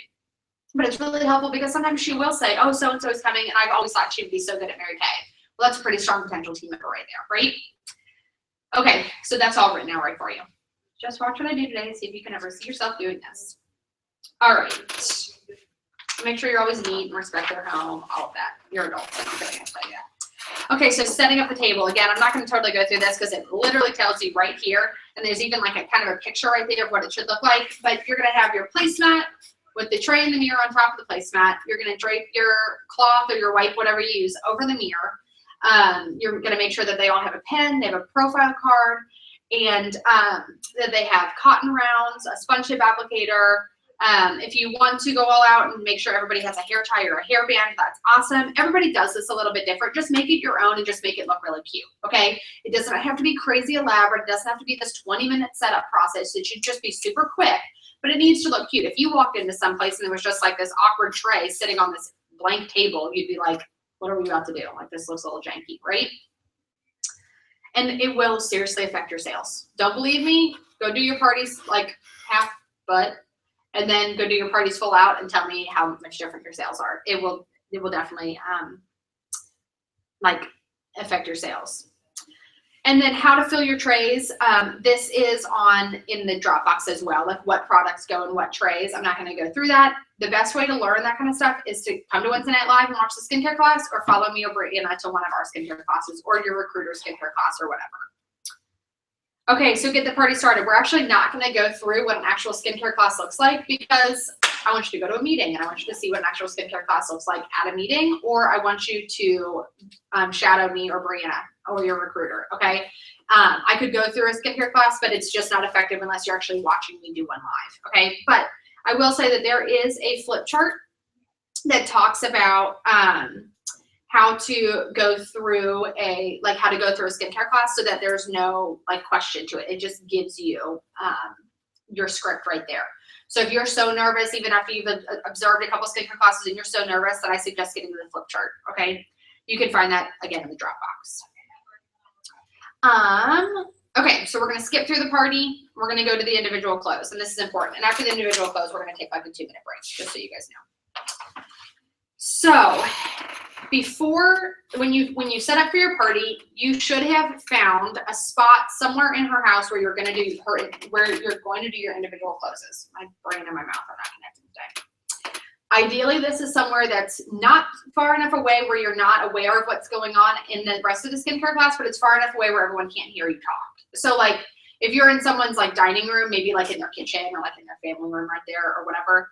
I've done them all over the place. I've done them in people's bedrooms. That's always a little interesting. So, but the idea is that way you can walk people away and you can do the individual, you can close them out privately. It helps respect, like if someone needs to go on a payment plan and they're a little bit, embarrassed of that way they don't have to sit in front of their friends and be like, well, I can only give you $5 today because I don't get paid till next week. That's an awkward conversation to have in front of people. But it also helps you give your best customer service, because someone might be embarrassed to tell you that they have a skin condition that they don't want to talk about or whatever. And so to be able to talk to them one-on-one gives them a much better experience to close out with, okay? So how this works is at the very end, and the flip chart will walk you up to this, but at the very end, you're going to tell them, okay, ladies, so we're wrapping up, and how this is going to work is you're going to walk through your set sheet. You're going to explain the set sheet to them. This is how you average $150 to $200 a face, like Brianna and I do, okay? Because I am telling them what's available for them to buy at this appointment. I'm not just saying, oh, well, whatever, and then everybody buys one mascara from me, okay? We just did skincare, which means you're going to buy skincare from me today. That makes sense, right? And yes, you can break up all of these sets, but we're not going to do that, right? Because we're suggesting to them what they're buying. So these are key. I had a debut party on Thursday. I sold $800 to 4 women. To 4 women, $800, and it's because of these, okay? So you're going to explain this to them. Again, if you want to see exactly how we explain these, come see us at a skincare class. But on the back, it breaks down how they can earn some free product. They can earn their roll-up bag free. So that's how I introduce that. I walk them through each thing. I say, this is what the repair kit is. And then I say, Ultimate Miracle Set is what you guys tried today. It's the best value. It's just I love this line. And that's funny. Someone just tried to FaceTime me, and I don't think they meant to FaceTime me. And then I walk them through it. And then this is the basic Miracle Set. This is like if you're really on a budget, or maybe if you're really young or whatever. But the Ultimate Miracle is probably better value. This is what the Skin Vigorate brush is. This is what I say about the Skin Vigorate. I say, have you ever heard of Clarisonic? And they say, yeah, yes. And I say, great. Ours is better, and it's $200 cheaper. It is better. Yeah. I had the Clarisonic, and I just bought myself the Skin Vigorate. It's 10 so, times better. my sister had the Clarisonic, and it hurts. Like, Yeah, I didn't like I it at didn't like all. So that's how I sell that. And then I sell like 2 at every party. And then I walk them through Clear or Botanicals, which is for younger women, like your first skincare line. Or if you're, again, on a super tight budget, Clear Proof is for people with really, really bad acne. And then the way that I address the back is I say, all right, so you guys did the flawless finish today. So that's totally available. The rest of the stuff is more of like what you'll do at your follow-up appointment. So typically women hold off on that until their follow-up, okay? Notice these are way cheaper than the ones on the front. So we really want to focus on skincare. Okay, 1, because you can buy all the makeup you want in the world, and if your skin isn't looking good, the makeup's not going to go well on you. So we want everyone on good skincare. Also, skincare comes with more reorders, and it also just gets you higher sales. Okay, so that's how I use that. So I've walked them through that, and I've told them to create their wish list on the back of their profile card, or if you're using the party sheets that we have in the Dropbox that are kind of like the revamped profile cards, there's a place for their wish list. And so what I have them do is I have them go through and write their top 5 sets that they would go home with. If money were no object, what top 5 sets would they go home with? So as they're writing those lists, I kind of take a step away and I go to my individual clothes spot and I give them about 3 minutes, not a long time, about 3 minutes to just kind of sit and create their wish list. And then I go back into the room and I say, all right, so-and-so, can we meet first? And that person that I'm grabbing first is what we call the sparkler. She's the one that loved all the products. She was participating. She's super cute. That's who I grab first, because think of the difference. If the first person buys $200 from me and they go back, because what's the first thing that women are going to ask? What'd you get? What'd you get? What'd you get? If she comes back and she's like, oh my God, I got the whole thing. I got the Ultimate Miracle set and the Flawless Finish. I got a roll-up bag for free and I'm so excited. Everyone else is going to go, oh, okay, so it's safe to spend money here. Like, I can spend money and it's okay. If you take Aunt Patty, who's been sitting in the corner, who hates her life and doesn't even want to be there, and she buys $3 from you, and she goes back to the table, and she's like, I just bought a lip gloss. Everyone's going to be like, oh, okay, good, I don't have to spend any money. So it makes a huge difference who you pull for that first individual close. So you're going to sit down with her, and you're going to say, hey, oh my God, did you have so much fun? She's like, oh yeah, I had fun. You're going to say, how does your skin feel? And you're going to touch your skin when you ask her, how does your skin feel? Guys, this is so important. If you watch me do a skincare class, like, I touch my skin constant. Every time I ask, how's your skin feel? Because this is what happens when you do that. Their hands just like magically go up to their face and they touch their skin. And then they're going, yeah, it actually does feel really good because they're using good products. So it should feel really good. And then you're going to say, what sets did you write down that you would love to have in your bathroom tonight? And then you're just going to sit there. Because instead of doing, okay, so did you like anything? Because this is where girls get all tripped up over themselves. They get really nervous. All you're going to say is, what sets did you write down that you would love to have in your bathroom tonight? And sit. And more than likely, she's holding this in front of her. And she's going to be like, even if she didn't write it down, because there are those girls who come and their wish lists are blank. They still leave spending $200 with me. Don't worry. She's like, well, I guess I would love the Miracle Set and the Skinvigorate brush. I don't know. So you're just going to start, oh, awesome. Those are great. Before she even gets out, I don't know how I would pay for it. Oh my God, awesome. I love those sets. Okay, that's great. And then I'm going to start tallying up her total. Okay, so that's what, $130? More than that, $145. Okay, so that your total, if that's what she's got. So this is the game, not the game, but this is the cycle that you go through with this, okay? You ask them what's their wish list. If they could have everything they wanted, what would it be? And then you give them that total. They're either gonna do one of two things. They're gonna say, awesome, great, bag it up, let's go. That's the best, right? And you're like, $300, sweet, swipe, and you're done. Or they're gonna be like, oh, I don't know, that feels like a lot. The next step, imagine this as a flow chart. They say, that's too much. You say, oh, no problem. I actually offer a payment plan. I can split this up, and you can either split it into 2 or 3 payments. So 2 payments means they pay half up front and then the other half in a week or 2 weeks. 3 payments means they pay half up front and then they split the other half into 2 payments. Okay, and then you can figure out how far out you're willing to do that. I'm only willing to go a month out. So meaning they pay me half and then another half a week later, or another quarter a week later, and the last quarter 2 weeks later. Okay, but that's up to you. But you offer a payment plan. So you'd say, okay, that means you would only owe X amount today. How does that sound? She says, yes, bag it up. Great. She says, no. Okay, and then you start suggesting what to pull off her order, because this is the danger and this is how people lose sales. Is they're like, well, what do you feel like maybe you wouldn't want? What are they going to take off? The most expensive thing, right? That's just that, because they're not done. They're going to be like, well, maybe I'll just do this Skinvigorate. You just lost $95. You just lost the Miracle Set. So if that's all she wanted that I would pull off, I'd say, you know what? I love the Skinvigorate brush and it is so wonderful, but really, I think it's so important that you get on a good skincare regimen. So why don't we take that off? Let's just focus on the Miracle Set. What do you think?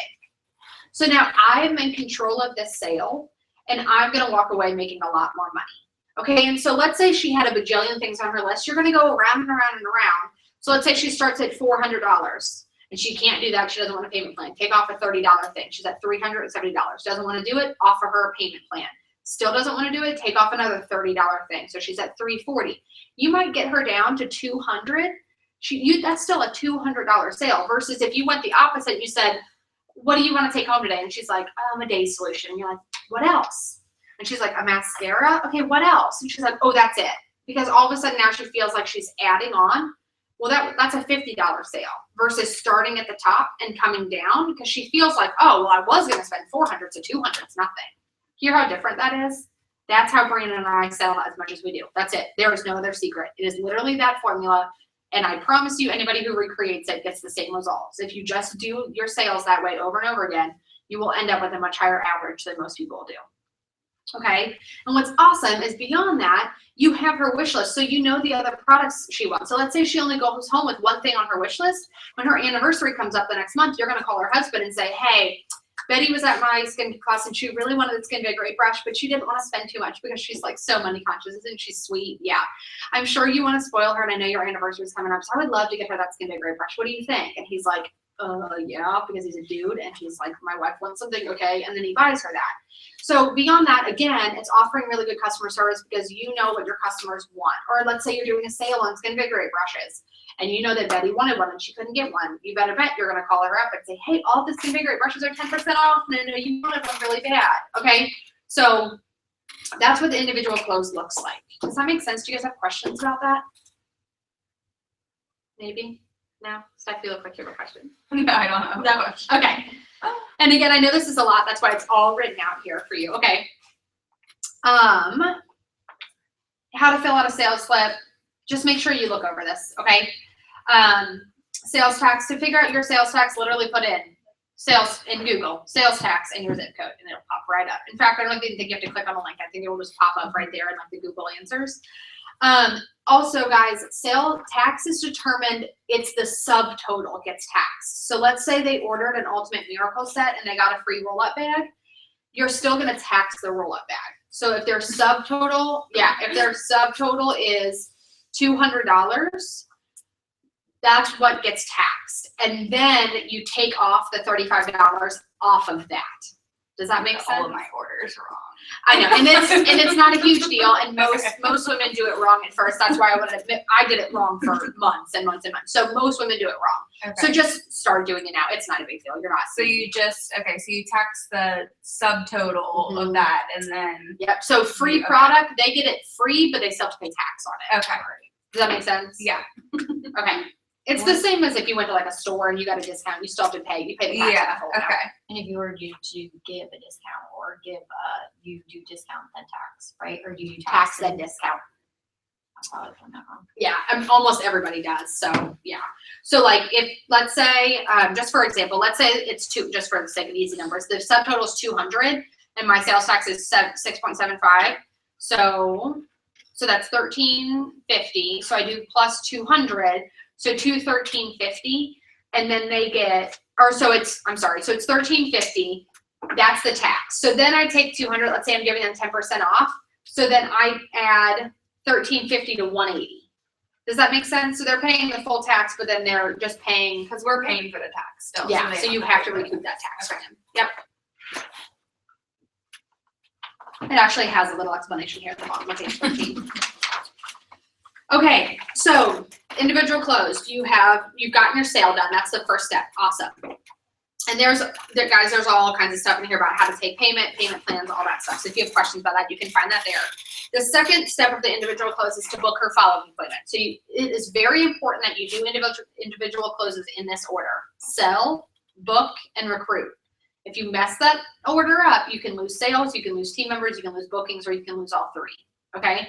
So you're going to sell first. You get her payment. She's good to go. You hand her products if you have inventory. Otherwise, you're making notes of what you have to order. The next is, okay, so when do we want to have our follow-up appointment? And you have your planner right there with your predetermined dates that you can do follow-up appointments. And you're going to go through, that was good. You're going to go through as if it was an original booking and say, thanks. And say, okay, is it Tuesday, Thursday better for you? What time? You're going to slot her in. Now, this is where the hostess program comes in. And this is where there's like the most confusion. So listen up, because this is important. Imagine every appointment is like you're planting a tree, okay? So if you have never met with any of the women at your appointment before, none of them are their host. Even if Susie brings 3 guests, if it's her first appointment, none of them are the host. They're all just guests as far as you're concerned, okay? Now, Susie can get a free gift for bringing 3 people, but that's like a sample in like a cute little bag. but she's not a true host because it's everybody's first appointment, okay? You can only be a host at your follow-up appointment. Does that make sense? Well, maybe it'll make more sense when I walk through it. So you meet with Susie, Jane, and Sally. So Susie, Jane, and Sally had never met with them before. Susie brought Jane and Sally to her appointment. Good for her. So you're all sitting there. They all do the skincare. They all do just the normal skincare class. And then when you do the individual clothes, you're going to sit down with Susie and you're going to say, okay, so are you ready to book your follow-up appointment? She says, yes. You turn on the books and then you say, and at your follow-up appointment, you actually have the opportunity to earn $100 in free product. How does that sound? And she's like, oh, awesome. Okay. Then you're going to introduce the idea of a hostess program. Now she's a true host. So at her follow-up appointment, she's going to have the opportunity to earn free product. She's going to get a glam look while everybody else is just trying CC cream and mascara. And she also gets to try the Skin Great brush. Okay. So, we're going to talk about like what a follow-up appointment looks like in a second. But the idea of the hostess program gets introduced at their follow-up appointment. That's just the important thing to remember because I get asked that all the time. Like, so what's the difference between a first appointment and a second appointment? And when do they get the hostess perks? It's that easy. It's at everybody's follow-up appointment is when you can be a hostess. If it's your first appointment, the most you can be is you can bring guests along and get a little free product. Okay. So you're going to say, great, I've got you down for so-and-so. And I said, you can actually get $100 in free product. You give her the hostess packet. If she says no, fine, book her anyway and do a facial with her. Not a big deal. So now you have her booked for her follow-up. Does that make sense? So think, if you have 6 people at a skincare class and you book all of them for a follow-up, that's 6 more parties that you have on your books. And they're all going to bring people that you don't know. So do you see how this can just continue to grow and grow and grow? Your network gets really big without a whole lot of effort. It's pretty simple, actually. And then the last step is booking a career share. So because right now we are in national area mode. Brianna and I are both working very hard. My goal is to finish up half of my national area this seminar year, and Brianna's goal is to finish her national area. So that means we're looking for leaders. There are other times where we're kind of just painting with a broad brush and we want anybody in our unit, but right now, Brianna and I are on the hunt for other directors. We're on the hunt for women who want to do this full time, who have an interest in making a 6-figure income, who want this as a job. So that means share calls. I'm going to talk about share calls a little bit more than I usually do. Share calls are for women that you think are sharp, that are target market, that might be interested in the opportunity, and who were interested at the appointment. Okay, so share calls are not for your dear Aunt Sally who might want to be a personal use consultant someday down the road. I'm not spending half an hour on the phone with dear Aunt Sally.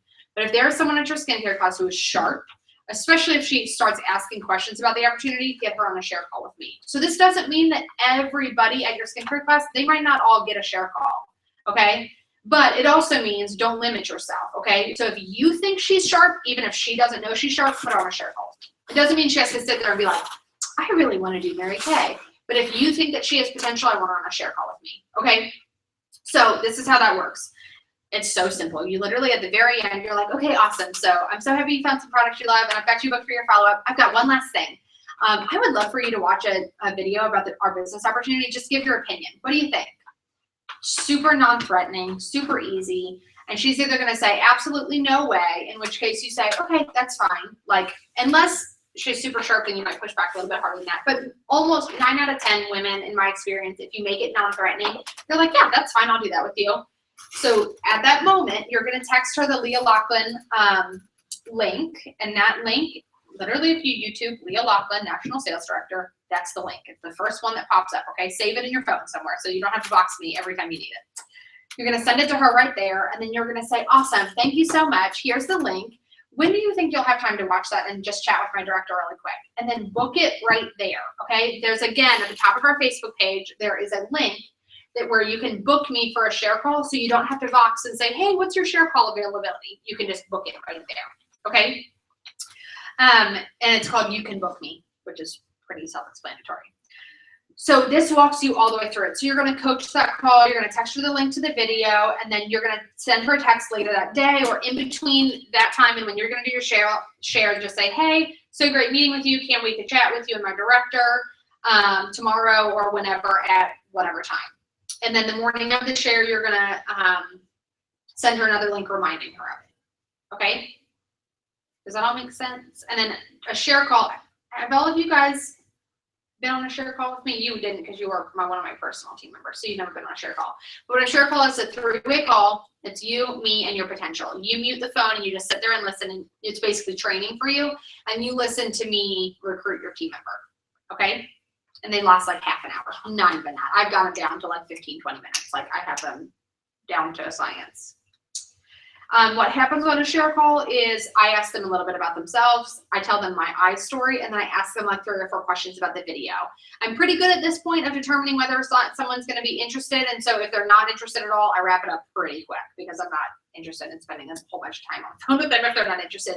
But if they are, then I'm asking them questions about why this might be something they would want to do. So it's those kinds of questions. So it's not threatening at all. It's not, I'm not like bombarding them and making them join or anything like that. It's very laid back. And quite frankly, Brianna and I are pretty darn good at them. So they come off very much nonchalant. So you don't have to worry about like getting your girlfriend on the phone with me. I'm not gonna like make her feel uncomfortable or anything like that. And then, so she doesn't join right away. You're gonna keep her on your list of shares. You're gonna track your shares. So you're gonna write like shared with Susie. She's a 4, but just not right now because she's in school full time, whatever. That way, when you are going on target for like your car, or if you ever want to go into DIQ or those kinds of things, those women are the women that you go back to and you share with every couple of months, because you don't know if something might change in their life and they're like, okay, yes, I'm ready for this, okay? But if they do join, awesome. It walks you through, right here how to send an email invite, okay, or an email agreement. And you guys all know what agreements look like because you've all signed them. Okay, so that's a close. Does that make sense? And then you're going to recreate that with every woman that's at the party. Yeah? Okay, let me run through follow-up appointments really quick, and then we'll take a break before money management. But we're making good time, so that's good. So follow-up appointment. These are it says right here, the products that you need for the follow-up. And so your hostess, the person whose second appointment it is, she gets the special treatment. Everybody else gets treated like it's their first appointment because it is their first appointment. So it's Susie's follow-up. She's going to bring Jenna, I don't know, Patty, and I can't think of any more girls' names. Abby, because Abby's right in front of me. So for Jenna, Patty, and Abby, that's their first appointments. They're just going to go back to the skincare class just like everybody else. Susie's going to follow along and do the same thing, but she gets to do the Skin Vigorate, and at the end, she gets a full glam look instead of just the CC cream and mascara.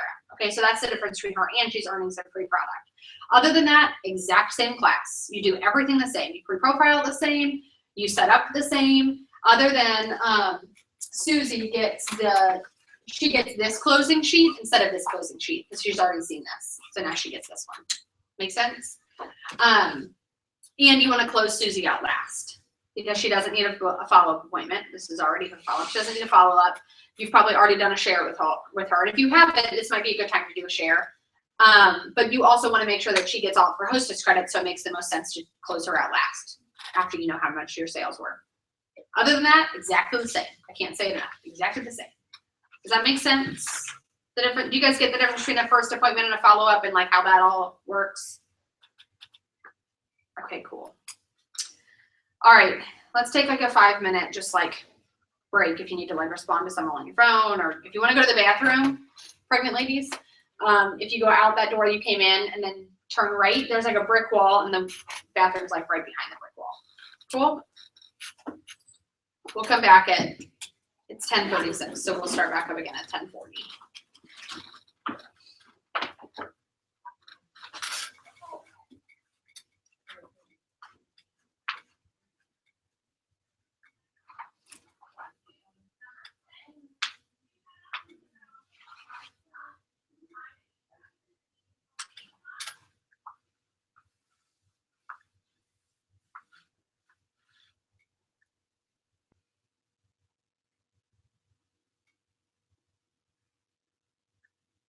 Oh, he's got this picture of my baby and he's just really cute.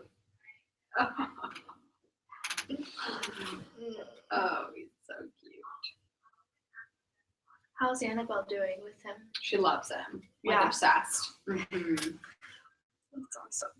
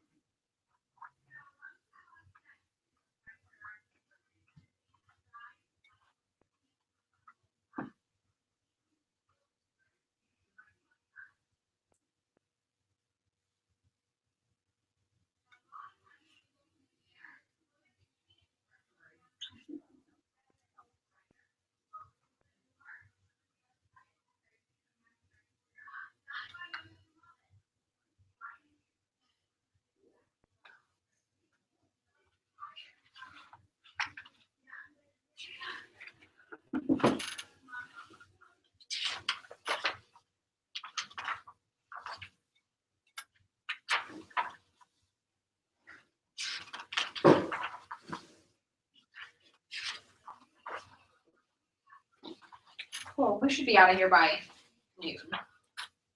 I would think. Yeah, we've got this. That's the bulkier part. The second half is a lot faster. So there's Twizzlers though.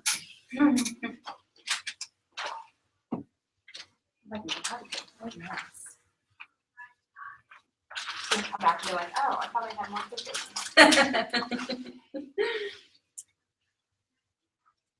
So Maddie, what would be a good gift for Riley? Good question. I haven't gotten anything yet. Because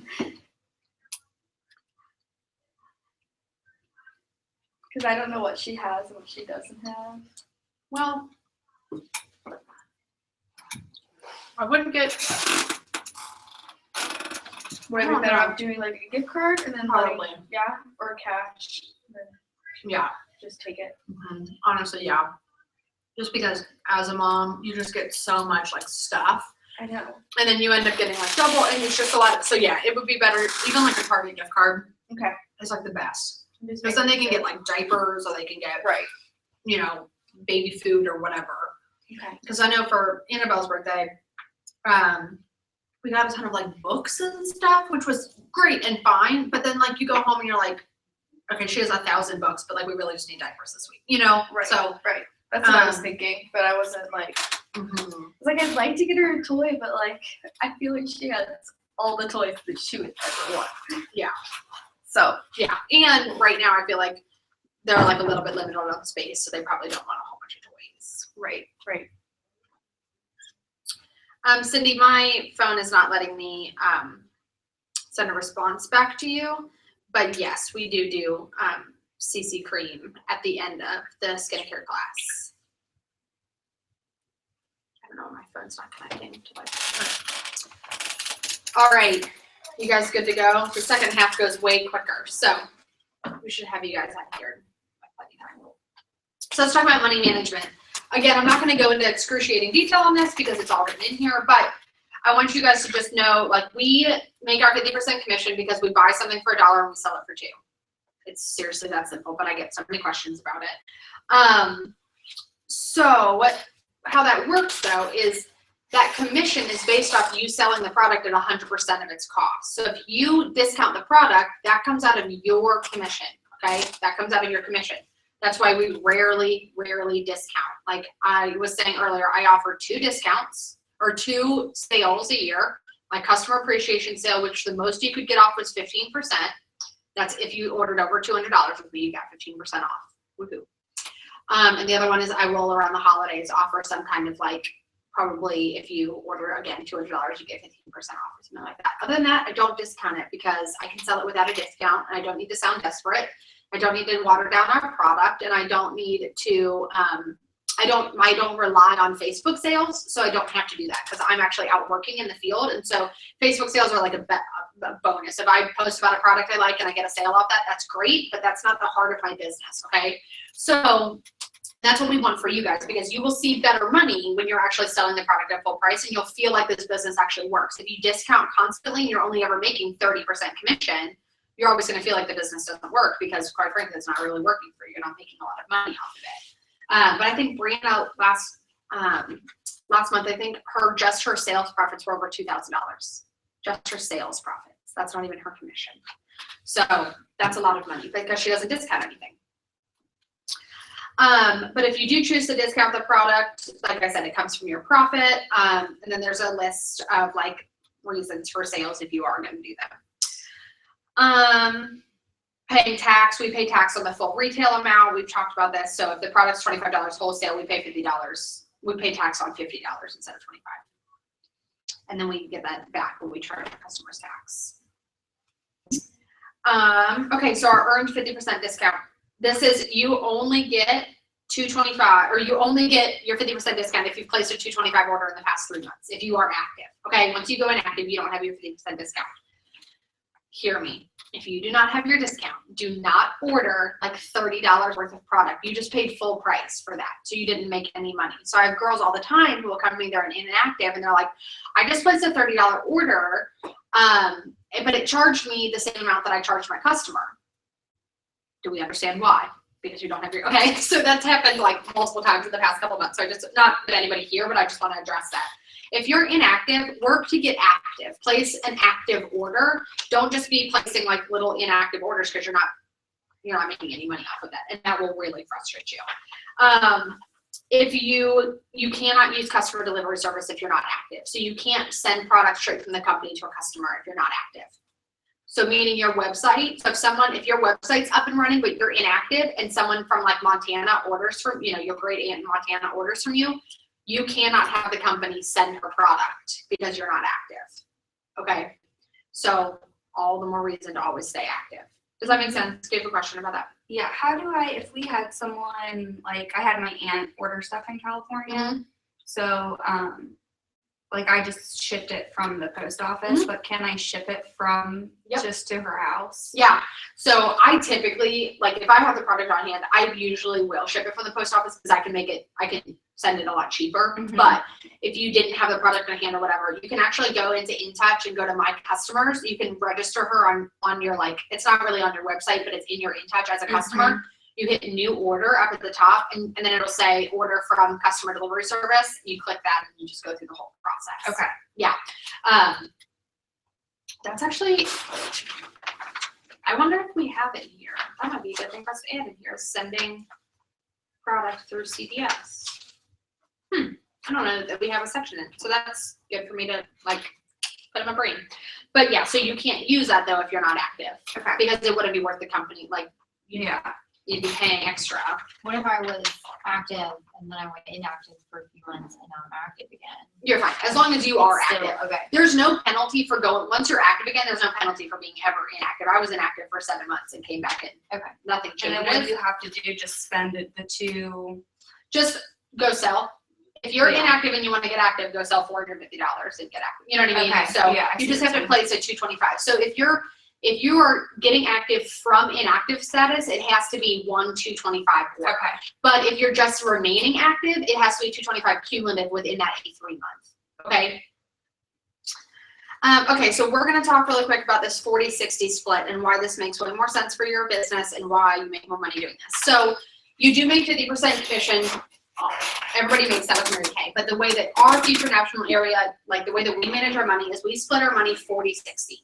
Okay, so that means 40% is your actual profit and 60% goes back to your business. All right, so we have a document called the Weekly Money Sheet, and it will teach you, it will literally walk you through what you should be paying yourself. It will make sure that you give yourself a fair paycheck and you're not embezzling from your own business. Okay, so let's say you sold $100. So $60 of that goes back to your business. $50 of it goes to reordering product. Or so if you have inventory, it's reordering product. If you don't have inventory, it's just ordering the product. Okay. And the other 10%, the other $10 stays in your business account.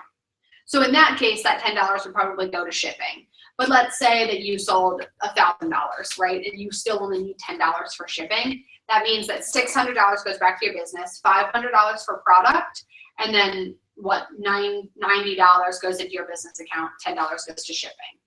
That $90 though is or that extra money, that extra of that 60% is for things like Q-tips and cotton rounds and catalogs and Section 2 stuff.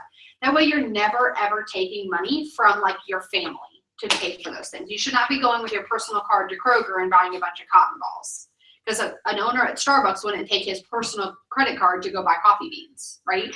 So the 60%, it's just saying that 10% of your profit is really just going back into your business. That way, when you give yourself that 40%, it truly is that's yours. You're never going to go back in and touch that for your business, okay? So 40%, this goes to paying off your business investment. So if you had come in with the inventory and you need to pay that back off, that 40% goes to that first. So my suggestion is that you do not take an actual profit until your entire investment is paid off. I can't make you do that, but that's how I paid myself. I paid $3,000 back in 6 weeks off this 40-60 split. Okay, so it's doable. It's more than doable. Then it goes to paying like a specific bill. So once you have your business investment paid off, what I tell women to do is pick one bill and make that your bill that you're responsible for. It will hold you accountable.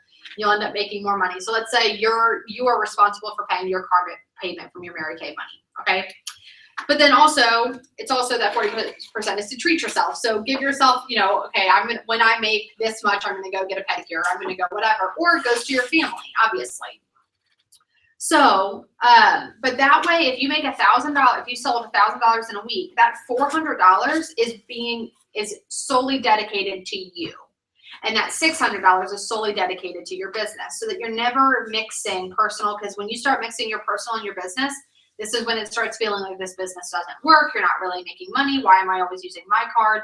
If you go out for a star event, if you earned your star outing and you have $100 in your business account and you can pay for your star outing out of your business account, that's way less of a, like, then it feels like an actual treat instead of going and earning a star, you know, a star consultant outing and paying for it out of your family's money, because that's your business's money.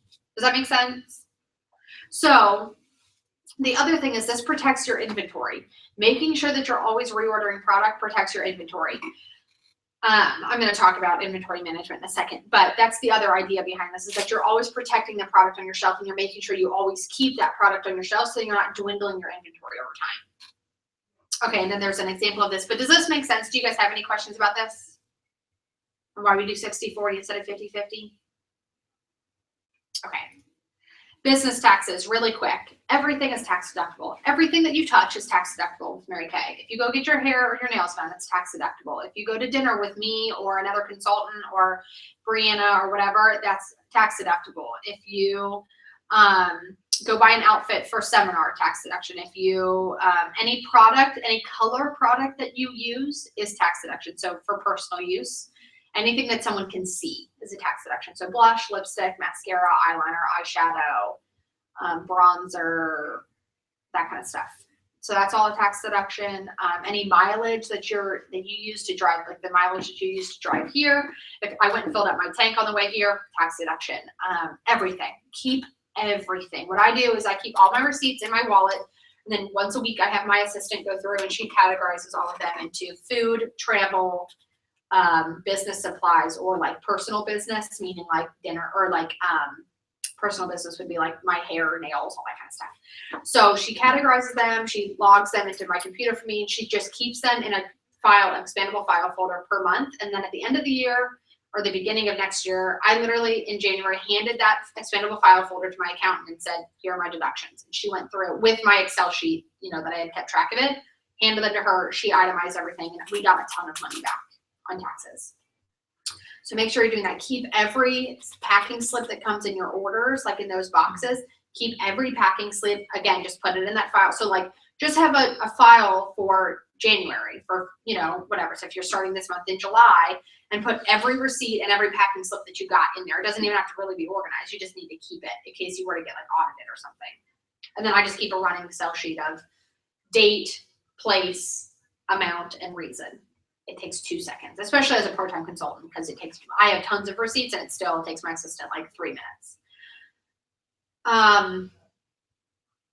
Any questions about that? The best advice I can give you, yes, we do get tax deductions for demos. Yep. So for demos, every time you pull something for a demo, write a sales slip for it, and then put that sales slip in your expandable file folder. So like if you pulled like a satin hands, satin lips, and a firming eye cream, just write those on a sales slip and write it out just as if you were selling it to somebody, tax and everything included, and just write at the top demo and slide it into that month. Okay. And then taxes, you only have to report your taxes if you make over $20,000 in commissions in a year. But I still suggest reporting your taxes because as a part-time consultant, you're probably going to get money back. Okay, but after you break 20,000, so like I had to report my taxes, obviously. So it's up to you, but it's almost like you're crazy not to because you're going to get a ton of money back. Does that make sense? Okay, but they like can't come after you if you don't do it. Like I didn't do it for my first year because I didn't break 20,000. But this year, I'll make about 5 times that. So I should probably report. And eventually, you will end up owing taxes. Once you make enough in Mary Kay, you'll end up, you can't possibly have more than $100,000 in business expenses. Like, well, you probably could, but it'd be very hard. So eventually you end up owing money, but you don't care because you're making $100,000 a year and you don't mind paying in taxes. It's not a big deal. Okay. So really quick, let's talk about paying for events. Events are really important. We've talked about this. I consider them non-negotiable. If you're serious about wanting to make money in this business, you have to expect that you're going to have to invest time in it. You just have to. And we're talking 6 events over the course of an entire year. It's very minimal time. But we want you to pay for this out of your business, not out of your personal, okay? So like right now we're coming up on seminar, and there are a lot of women who want to go and they can't because they didn't plan ahead. But if you plan ahead, paying for a $300 plane ticket to go to Dallas, guys, let me just talk to you about how much I'm spending for seminar, because it's nothing. I got a round trip ticket, like single flight, no layovers or anything, out of Dayton to Dallas and from Dallas back to Dayton for $360 round trip. Are you kidding me? That's nothing. We're getting an Airbnb and splitting it between 3 women, $65 for the week. $65 for the week is what we're paying. So like there is no excuse. And then registration is $200, but I registered early, so I got a little bit off, and then you also get a wholesale credit for that, so you get some of that money back. So my whole trip is going to cost me like nothing to go to Dallas for 5 days and be built into by national sales directors, and I'll come home and make much more than I've been investing into that trip. But the bottom line is, if you prepare for it, it doesn't feel like that much. So that 10% that you're setting aside from that 60%, that should be going, part of that should be going to paying for events. So this has a breakdown of how much about every event costs, but I'll tell you, this is probably bad. Brianna says that she and I were Jewish in our past life because we're like the most frugal people in the entire world. That's totally not politically correct, and I apologize, but it's true. We did LA. I did a 6-day LA trip for $600, including airfare, my hotel, everything for $600. So we are crazy frugal. We will figure out the cheapest way to do this. But at the same time, though, you want to be able to go and have fun. So we're not down there like eating McDonald's every day. We're down there eating. Like I had king crab legs in LA, and we ate at what's that restaurant from Real Housewives of Beverly Hills? Sir. We ate at Sir, and it was really fun. So like we went to Hollywood, we did a lot of fun stuff, but we're just really like, we prepare for our events. So this has a breakdown of how much everything costs. Put these on your calendar. The next one is fall retreat. Everybody needs to come to fall retreat. Fall retreat changed my life. Like it's what made me a director. It truly changed my life. Like everybody needs to be there. So if you start preparing for it now, you have plenty of time. It costs like nothing. Okay. $250 for the whole thing. You can do it, I promise. All right, let's talk really quick about inventory management. So I am not shy about saying that I'm huge on having inventory, because I've worked my business with inventory and I've worked it without inventory. My inventory story is actually, I came in with like nothing, basically no inventory at all. I sold all of the inventory that I did have. And then I decided that I knew what I was doing, and I'm smart enough, and I don't need to have inventory, and Brianna was wrong, and that works for her, but it doesn't need to work for me. So I tried to work my business without inventory, and it lasted about 3 weeks because I got really frustrated that I was spending 2 hours of my day delivering product to women that I had already seen, and I could have just handed them product right there. And I realized if I sell $400 worth of product at a 2-hour skincare class, and then I spend 2 hours delivering product, well, that's $200 profit that I just lost, because I could have spent that 2 hours at a skincare class. So Brandon and I are both very business minded, and we try and take all of the emotion out of our business, and just business wise, inventory makes sense. But that's what I'm going to say about that. So if you have inventory, then you're placing an order 1 or 2 times a month, and it's really important that you're placing a full reorder, okay? Otherwise, you're going to end up depleting your inventory, and this is what I tell people who deplete their inventory. If you invested $2,400 of your hard-earned money into inventory, and then you deplete it in 2 months, you might as well take $2,400 cash, go out into your backyard, put it in a fire pit, and light it on fire. Because there is no point in investing in a business if you just ruin the investment after a couple months. So if you have inventory, the idea is that you maintain that level of inventory, not that you just sell everything you have and then you just don't have anything on your shelf. You might as well just go burn money in your backyard. It just doesn't make any sense, because now you're working to pay off a credit card for something that's not even in front of you. Does that make sense? On the other hand, if you don't have inventory, and it's something that you're considering, talk to your director about it, because You will make much more money a lot faster in your business if you have at least $1,800 on your shelf. I promise you, you will. It's been proven that you sell up to 57% more when you have product. Thursday night at this debut party I was at, she had all of her inventory sitting out. It was beautiful. And I was doing her individual clothes right there next to the inventory. Smart. And this woman was like, I really can only spend like $30. Like I literally have $30 to spend. And I was like, okay. So we sat down and I started writing out, and she's looking and she's like, oh, is that chapstick with SPF in it? I was like, yeah. She's like, okay, I'll take that. She's like, oh my gosh, mascara. I totally forgot. I'm out of mascara. Grabbed it. She ended up spending $175 with me. Literally because she's looking at the table, just like when you walk into Target, everything on the end caps, all of a sudden you need, oh, I need that gold plate with an elephant on it. Oh, I need that pineapple, whatever, random stuff. It's the exact same way in your Mary Kay business. If they're sitting there looking and they realize, oh my God, I totally just dropped my blush on the ground yesterday. I didn't even think about that, but I see a blush and now I know that I need it. I'm telling you, it racks up. Her $30 budget all of a sudden became a $175 budget just because it was right there in front of her. So I just can't stress enough how important that is. But anyway, that's what I'm going to say about inventory, but there's a lot more written here about it. And there's even look, even at the bottom here, there's literally a way for you to pay off your inventory. There's a plan right here. So nobody can say that they don't know how to pay off their inventory.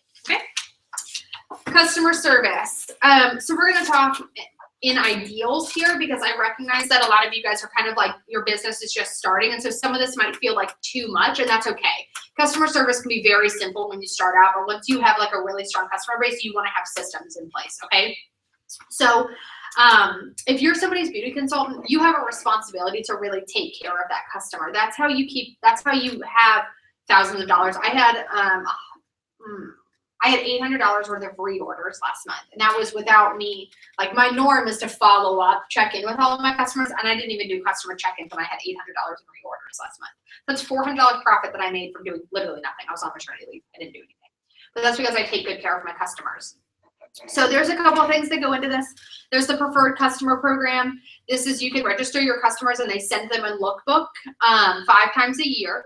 And they also get a sample in that lookbook. It's 70 cents a customer. It's completely worth it. It's way, way cheaper than you mailing out your own lookbooks. And then there's customer delivery service, which we already talked about. That's so you can mail people products straight from the company, and it ships really, really fast. Packaging orders. Make sure that your orders look cute when you deliver them. We want to be Victoria's Secret, not Walmart. Okay, like Victoria's Secret bags, they're so cute. They fill them with like tissue paper. You're super excited walking around the mall. You're like swinging your Victoria's Secret bag, like you've got the big bag and you're proud of it. How do people walk out of Walmart? They like hide it. Like basically, like, I don't want anyone to know that I went to Walmart. Okay, so we want to be Victoria's Secret. If you are delivering product on someone's doorstep, you want a Mary Kay bag that has like stuff coming out beautiful. So when the mailman comes up, he's like, or mail woman, even better. They're like, oh my God, that Mary Kay stuff is so cute. Like everybody who sees it thinks it's so cute. Or if you deliver it to them in person and they've got a girlfriend over, they're like, oh my gosh, what did you just get? And she's like, oh, my Mary Kay. I love when my Mary Kay girl arrives. One of my customers calls me the Mary Kay fairy. She's like, I love when the Mary Kay fairy drops off at my house. So it doesn't have to be elaborate. Go get some dollar store tissue paper and shove it in a Mary Kay, like into one of the normal bags. Shove it in there. Looks adorable. And always put flipping a handwritten note in your bag. Handwritten. It can be as short as, hey, Susie, thanks for your order. Love, Madeline. But I almost always write like a handwritten, dear whoever, thank you so much for ordering. You're contributing to us earning our free Equinox, whatever. Or if you absolutely hate handwriting, I like writing it by hand because I'm old fashioned. If you hate it, print off a bunch of little cards that say, thanks so much for your order, and they look cute and throw it in. Okay, but that personal touch is so, so, so important. Some customer service no-nos: don't water down the product by pushing sales or discounts. We never steal a customer. So if you have a new customer, you're always asking them, do you already have a Mary Kay beauty consultant? If they say yes, you can ask questions. What I usually ask is, I tell them, well, we have some rules about servicing another person's customer. When was the last time you bought from your consultant? And if she says more than 6 months ago, you're probably okay.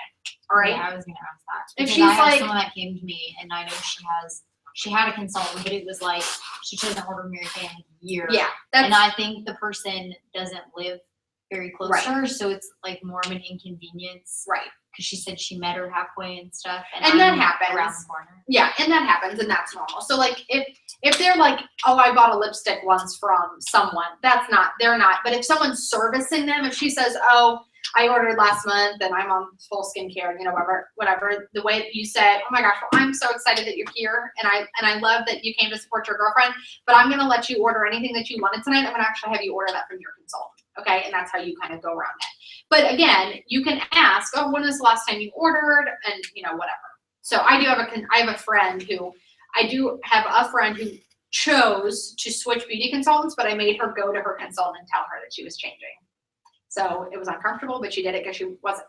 Here's why: she didn't like the customer service that she was getting. What do you know? And she's like $100 order from me almost every month. So that consultant lost out because they didn't have good customer service. So, but again, it was completely up and up. That consultant knows, like, that she said to her, hey, I'm switching consultants, and I'm sure the girl was bummed. But just make sure that you're just very conscious of that, okay? So in a perfect world, you'd have customer service where you would have your A-list, your B-list, and your C-list customers, and you would kind of treat them all different. Okay, so what my assistant does is she goes through and I mark on their profile card whether they're an A, B, or a C. And then when my assistant puts them into InTouch, you can actually label them on InTouch. She labels them A, B, or C. That way when she is going through and like doing reorder, she can type in A into like the label search, and all of my A customers come up. And so every 3 months, my A customers get contacted for a skincare reorder. They also get contacted for a checkup from the neck up, so like a follow-up appointment with me. They get the most of my time. B-list customers are people who aren't really on skincare, not on like a full skincare line. They bought some stuff. I check in with them every 3 months for a reorder, but I don't really do like a follow-up appointment with them very often.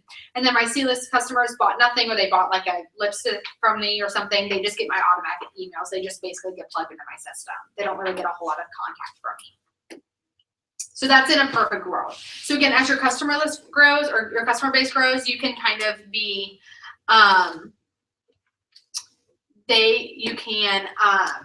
you can start implementing this as your customer base grows.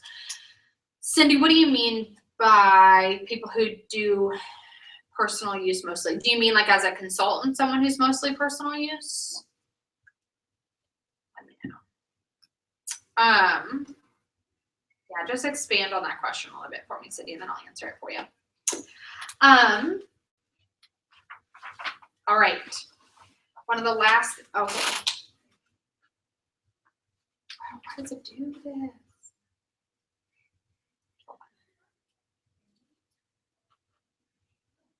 Oh. So she's a consultant who only uses personal use, but she leaves her lookbook out. Well, if she's only personal use, then she doesn't really have customers. And so I wouldn't feel bad about kind of encroaching on that. Personal use people, as far as I'm concerned, they give up their right to have a customer base because they usually don't treat them very well. That's probably not very nice. Don't repeat that to Mary Kay Legal. But if you're a personal use consultant, like, you don't have any business taking people's customers because you probably can't serve them because you don't have any inventory on hand.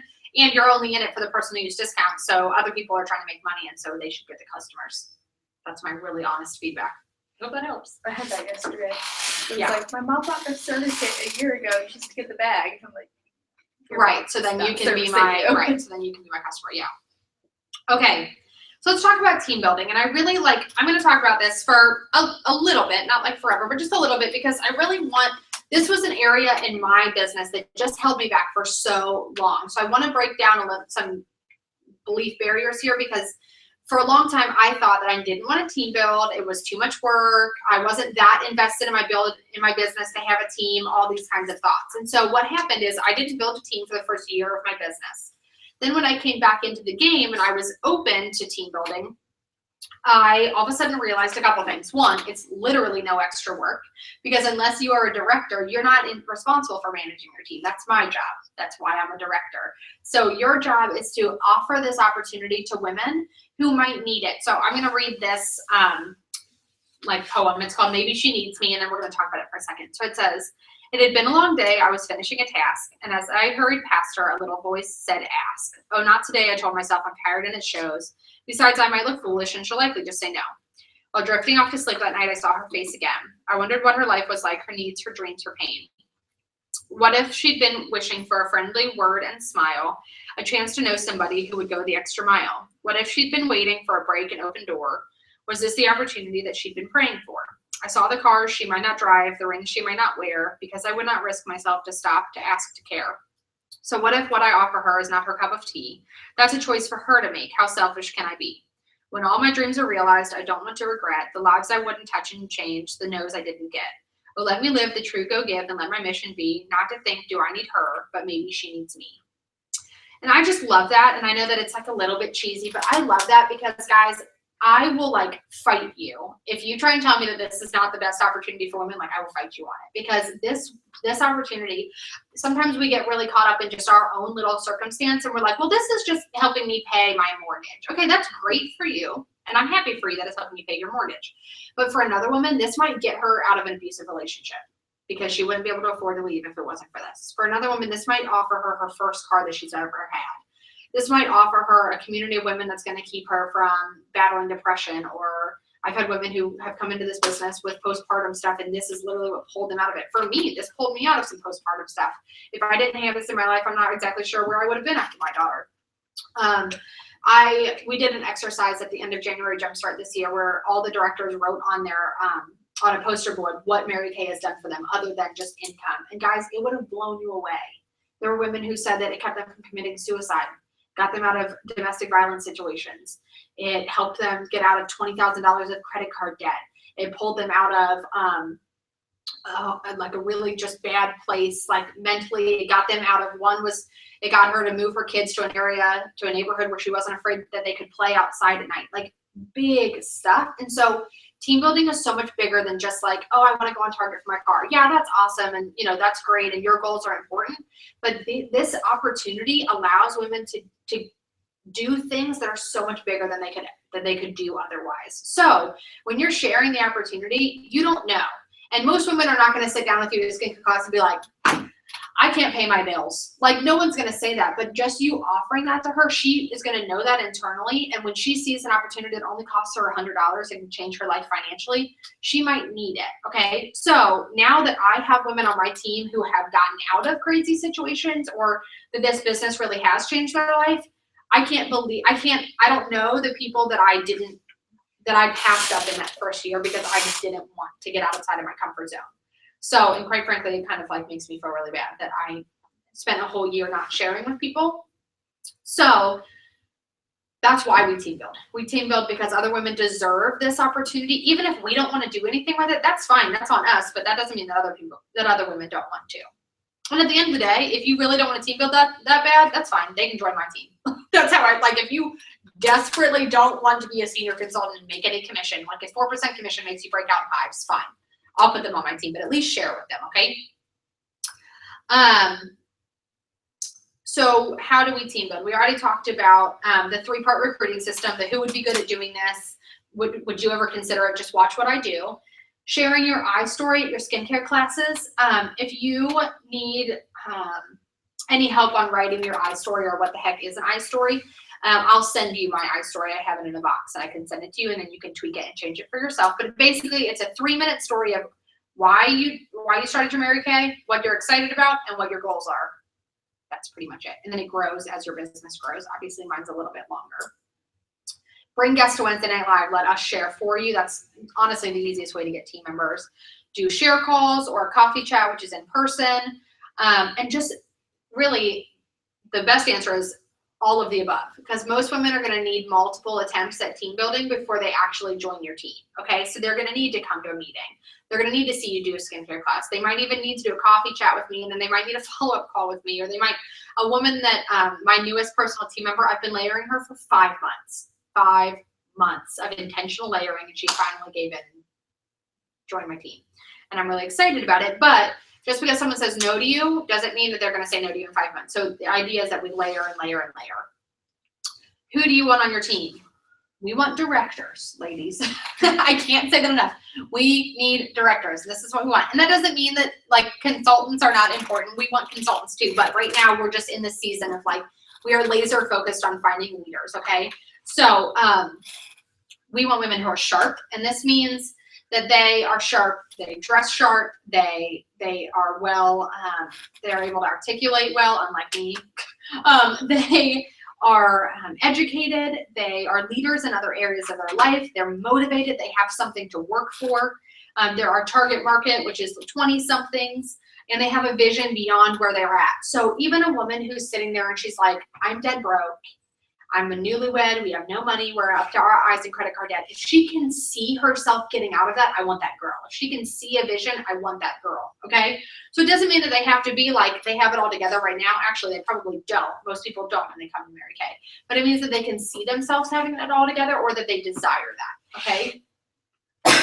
And really, your responsibilities as a recruiter are so simple. Encourage her, answer questions that you can, push any tough questions to me, because that's my job. And just assist me in getting her started. So attend her debut party, attend her orientation, and beyond that, you're not responsible for making sure she's successful. That's my job, okay? Any questions about team building? All right. Real quick, let's just go through, do you guys have questions about the career path and how this works? I literally was a consultant for over a year before I understood. I had no idea. I was like, what is, like I remember I said, I want to be a director. And then I'm like, and Brandon's like, okay, great. So your first step is to become a senior consultant. And I was like, oh, how many steps are there? And she's like, oh, there's like 5 or 6. And I was like, oh, good to know. I had no idea. So just really quick, everybody comes in as a consultant. This is where you're making straight 50% discount and you're eligible for some prizes. When you get 1 to 2 active team members, that puts you as a senior. 3 to 4 puts you as a star team builder.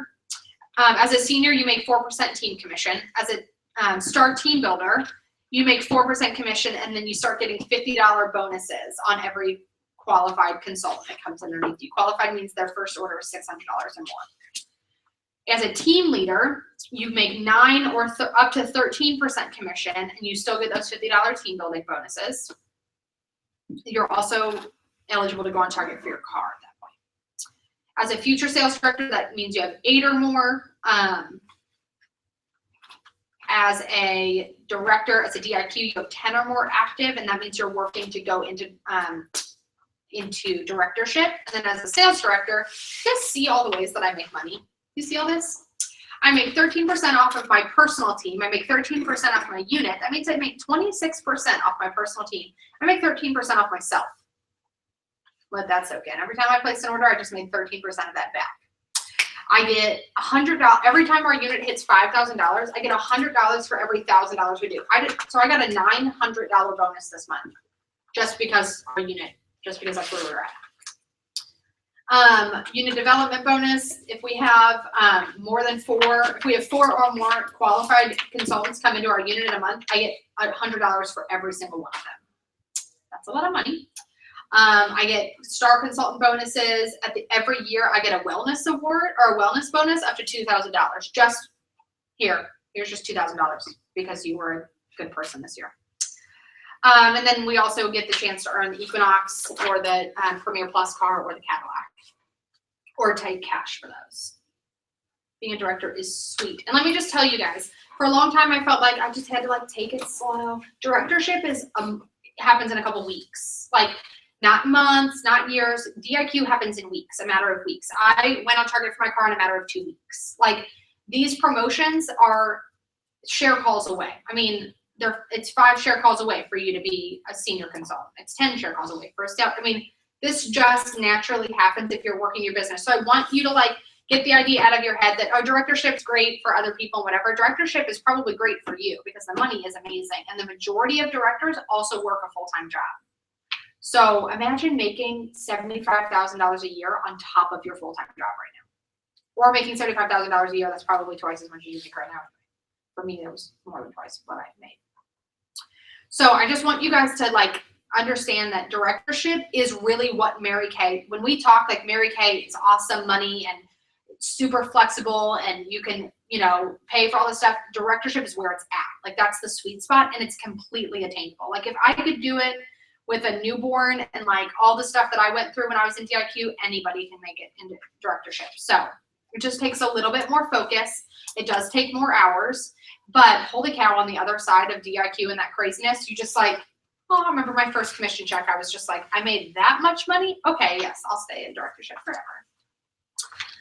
All right, ways to win. So this is how, we're almost done, guys. Woo. We've made it through in such good time. So ways to win. This is how you guys can create wins for yourself and get prizes and get recognized and all of this in our national area. The number one way is to be a star consultant. So if you sell consistently $300 a week and you place a $150 order a week, or if you sell $1,200 a month and you place a $600 wholesale order a month, whatever. Some women like it breakdown weekly. Some women just want to think of it monthly. I'm a monthly person. So $600 wholesale a month means that you are a star. You will consistently stay a star every quarter. This means that you get an invitation to our on-target star reception. You also get invited to our star outings. So our next star outing is going to be, we're going to go, if you were a star last quarter, we're going to Findlay Market for like lunch and shopping, and it's going to be really fun. We've gone to that, like the eat-in movie theater where you like have food delivered to you. We've done that before. We went to Fabulous Furs lunch, which honestly I was like, that's not going to be that fun. It was so much fun. You got to try on like it was fake fur, but it feels like real fur, like jackets and hats, and it was a ton of fun. So you get invited to those if you are a star. You get invited every quarter, and it has there listed the 4-star quarters, okay?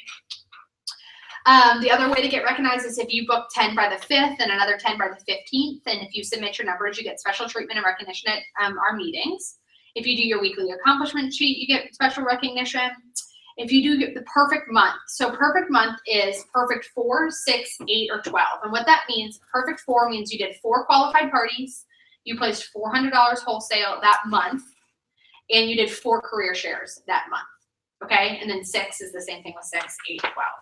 Every month that you place, this remind me in a second to talk about the company's promotions, but if you do a perfect month, any level, you get invited to our perfect month outing. So if you did a perfect month this month, if you do any 4, 6, 8, or 12, next month we're going to the Eat-In movie theater because it was so much fun when we went a couple months ago. All the girls wanted to do it again. So you get an invite to that. If you do the perfect 12, you actually get it completely paid for. So you get dinner and movie on me completely. But you get an invite by doing any of the perfect months, okay? And that is on our Dropbox too, the perfect month, so you can see it a little bit better.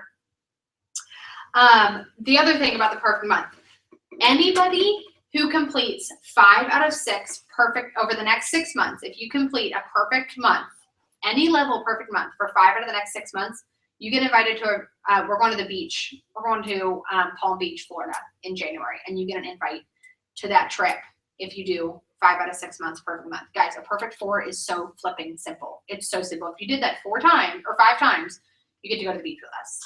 So I'm kind of excited about that. And we're gonna, while we're down there, we're gonna go to Feel the Power, which is where the top national sales directors get to, like, they come and they build into us for a whole day. Gloria Mayfield Banks, Pam Shaw, who else was, well, it was like Anita Mallory, but she wouldn't be there anymore. But anyway, top national sales directors. So we're also going to go to that while we're down there in January. It's going to be a freaking blast, and I can't wait. So you guys can earn that. But also this new seminar year, the company, did you guys see the bracelet promotion? Every month that you place a cumulative $600 wholesale, you get a bracelet, like a stackable bracelet from the company. You can get up to 12. So you can do that every month. So those are really fun too. So basically completing a perfect 6 is like where it's at. If you complete a perfect 6, you're going to get invited to the beach. You're going to get to go to a perfect month outing. So you're going to get a free bracelet. All kinds of good things come out of that. And then there's Queen's Court of Personal Sales and Personal Sharing. You can learn more about that on In Touch. I'm not going to go super into that right now, but those are some seminar goals for you.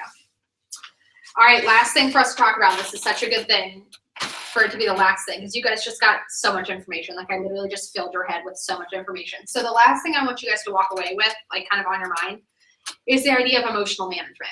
This is the difference between the top 1% of the company and the bottom 99%, is whether or not you can manage your emotions. Because this business it's simple, but it is not always easy. You're not always going to have sales just flooding in. Now, a lot of people are going to say no to you. Lots and lots and lots of people are going to say no to you. I always say the only difference between a director and a consultant is that a director's heard way more no's than a consultant. That's it. That's the only difference, is that I'm willing to go through more no's to get to my yeses than the rest of the night, because I'm in the top 1% of Mary Kay. Does that kind of blow your mind? Every time I say that, I'm like, That makes me feel pretty good. But the only difference is because I am ridiculously good at managing my emotions. I'm ridiculously good at them. If I don't have time to be upset in that moment, I literally am not upset in that moment. I've gotten that good at it. That I remember there was a time my husband did something that really made me mad, and I told him, I don't have time to be mad at you right now because I have things to do. But at 6 o'clock when I'm off, I'm going to be really mad at you, and I need you to be ready for it. And he was like, okay. And 6 o'clock came, and I was like, okay, I'm ready to be pissed now. Let's do this. Like, that's literally how good I am in emotional management. If I say I'm going to be somewhere, I do not care what it gets in between me and that place. I'm going to end up at that place. If my kids are screaming this morning, both my kids were screaming, I got up and I got ready and I got here. I was 5 minutes late, but I got here. And 99% of people would go, this is too much, and they might not ever show up. And that is the difference between being successful in this business and not. Everything else we talked about before this page, none of it matters if you can't manage your emotions. That's just it. So if you're a part-time consultant, what this looks like is it really just looks like you carving out your Mary Kay time and being managed in that, like managing your emotions in that time. The rest of the time, I don't care. Be a hot mess. Be a hot mess at work, cry all the time, whatever you gotta do. When you're working Mary Kay, just pull it together. Pull it together. And if you can't pull it together, call me and I will walk you through pulling it together, okay? If you are thinking about working this full time though, like if this is something that you can see being like something you'd like to do full time, because full time looks like 25 hours a week and I make $5,000 a month on the low end. So if that sounds at all attractive to you, it just looks like managing your emotions throughout your week, throughout your day, through your skincare classes, showing up when you say you're going to show up no matter what, overcoming obstacles, finding a way, making a way, like not making excuses. I could talk about that forever. So in Mary Kay, we literally work so little for the amount that we get paid. And so when I hear girls like whining that they don't get enough off time or that they really need to protect their off time, whatever, I kind of laugh because I work 25 hours a week. I work a lot less than most people I know, and I make a lot more than them. And so that just comes out of emotional management. So I'm going to talk really quick about this emotional cycle. So stage 1 of the emotional cycle, and guys, even directors go through this. I go through this all the time. I probably went through it this morning. Stage 1 is excitement and enthusiasm. You get super pumped about your business. You're like, yes, I'm going to go do bookings. And you might walk out of here like this because you're like, I have all this information. And I'm going to do amazing. And I can't wait to go earn 5 cars. Woohoo! Awesome. That's great. The next stage is frustration because you hit the wall and someone says no to you. And you're like, what the hell? I just went through consultant bootcamp. How dare you say no to me? Like, whatever. So you hit frustration. This is where a lot of people fall off. Stage 2, they don't even make it past stage 2. They're just like, I'm frustrated and never hear from them again. If you can get through that, stage 3 is shock. It's kind of this like, well, what the heck? Like now I've had multiple no's and I thought this was supposed to be easy. I thought I was supposed to be making money by now. I mean, this is usually when I get the boxes. This is usually the box time is, okay, so I did 10 bookings and I didn't get any. So I don't know what I'm supposed to do. And I'm like, well, do 10 more. Okay, so that's that shock. Stage 4 is denial. You stop coming to meetings, you stop responding to my messages, you maybe get a little bit embarrassed because you're not doing as well as you thought you were gonna do. Stage 5 is fear. What the heck did I get myself into? Why did I even start this? I knew this wouldn't work. Oh my gosh, whatever. Stage 6 is a decision point. Stage 6 is you either settle, you start making excuses for yourself. Well, this isn't really that important anyway. I mean, we can pay our bills. Like, we are fine. I don't need this. Like, I have a college degree. I could go back and do something else. I don't have to do this. Like, those are the ones that go through my head all the time. I have a college degree. I don't have to do this. Like, but things get hard when we miss equinox 2 quarters in a row. You don't think I start thinking, well, it'd be easier to just have a normal paycheck. Like, not have to worry about blah, blah, blah. But I don't choose that. Instead, I choose anger, and I get really mad that things aren't going the way that I want them to, and I use that anger and I propel myself forward. So if you're willing every time to, instead of settle, get mad about what you said you were going to go out and do, and get mad about whatever obstacle is sitting in your way, then the next stage is recommitment and starting it back up and picking yourself up. Here's the difference between a director and a consultant. This cycle takes me about 5 minutes. 5 minutes, honest to God. Consultants that can't get through this, they'll take months to get through this. And it's like pulling teeth. And I don't mean that to like sound condescending or whatever, but the fact is you don't have to take months to get through this. You can get through it very quickly. You can recognize that you're in it. You can let yourself have a 3-second pity party, and then you can turn on a song that makes you feel like a badass and you can get right back up. Okay. You know, when I'm going through this, when I play I Am Woman by Jordan Sparks. I'll play it like over and over and over again because I need to get myself back to recommitment and I need some pump up music. That's how you know I'm in my cycle. And it takes me about 5 minutes to recommit and then I'm back to what I'm doing. Okay.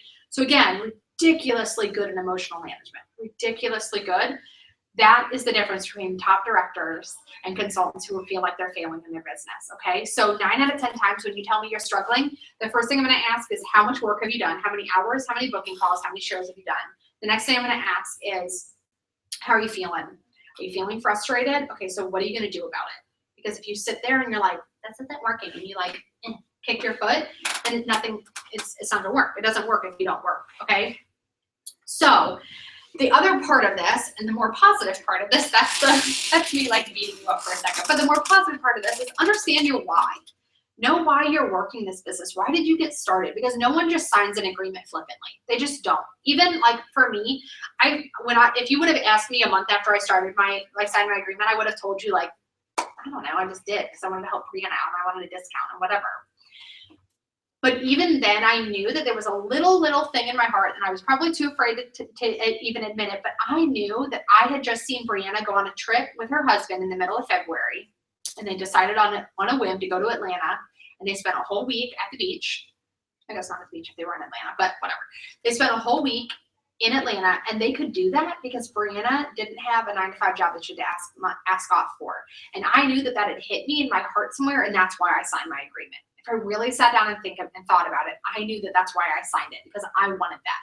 I was jealous that she got to go be with her husband for as long as she wanted and didn't have to worry about her job because I couldn't have done that at the time.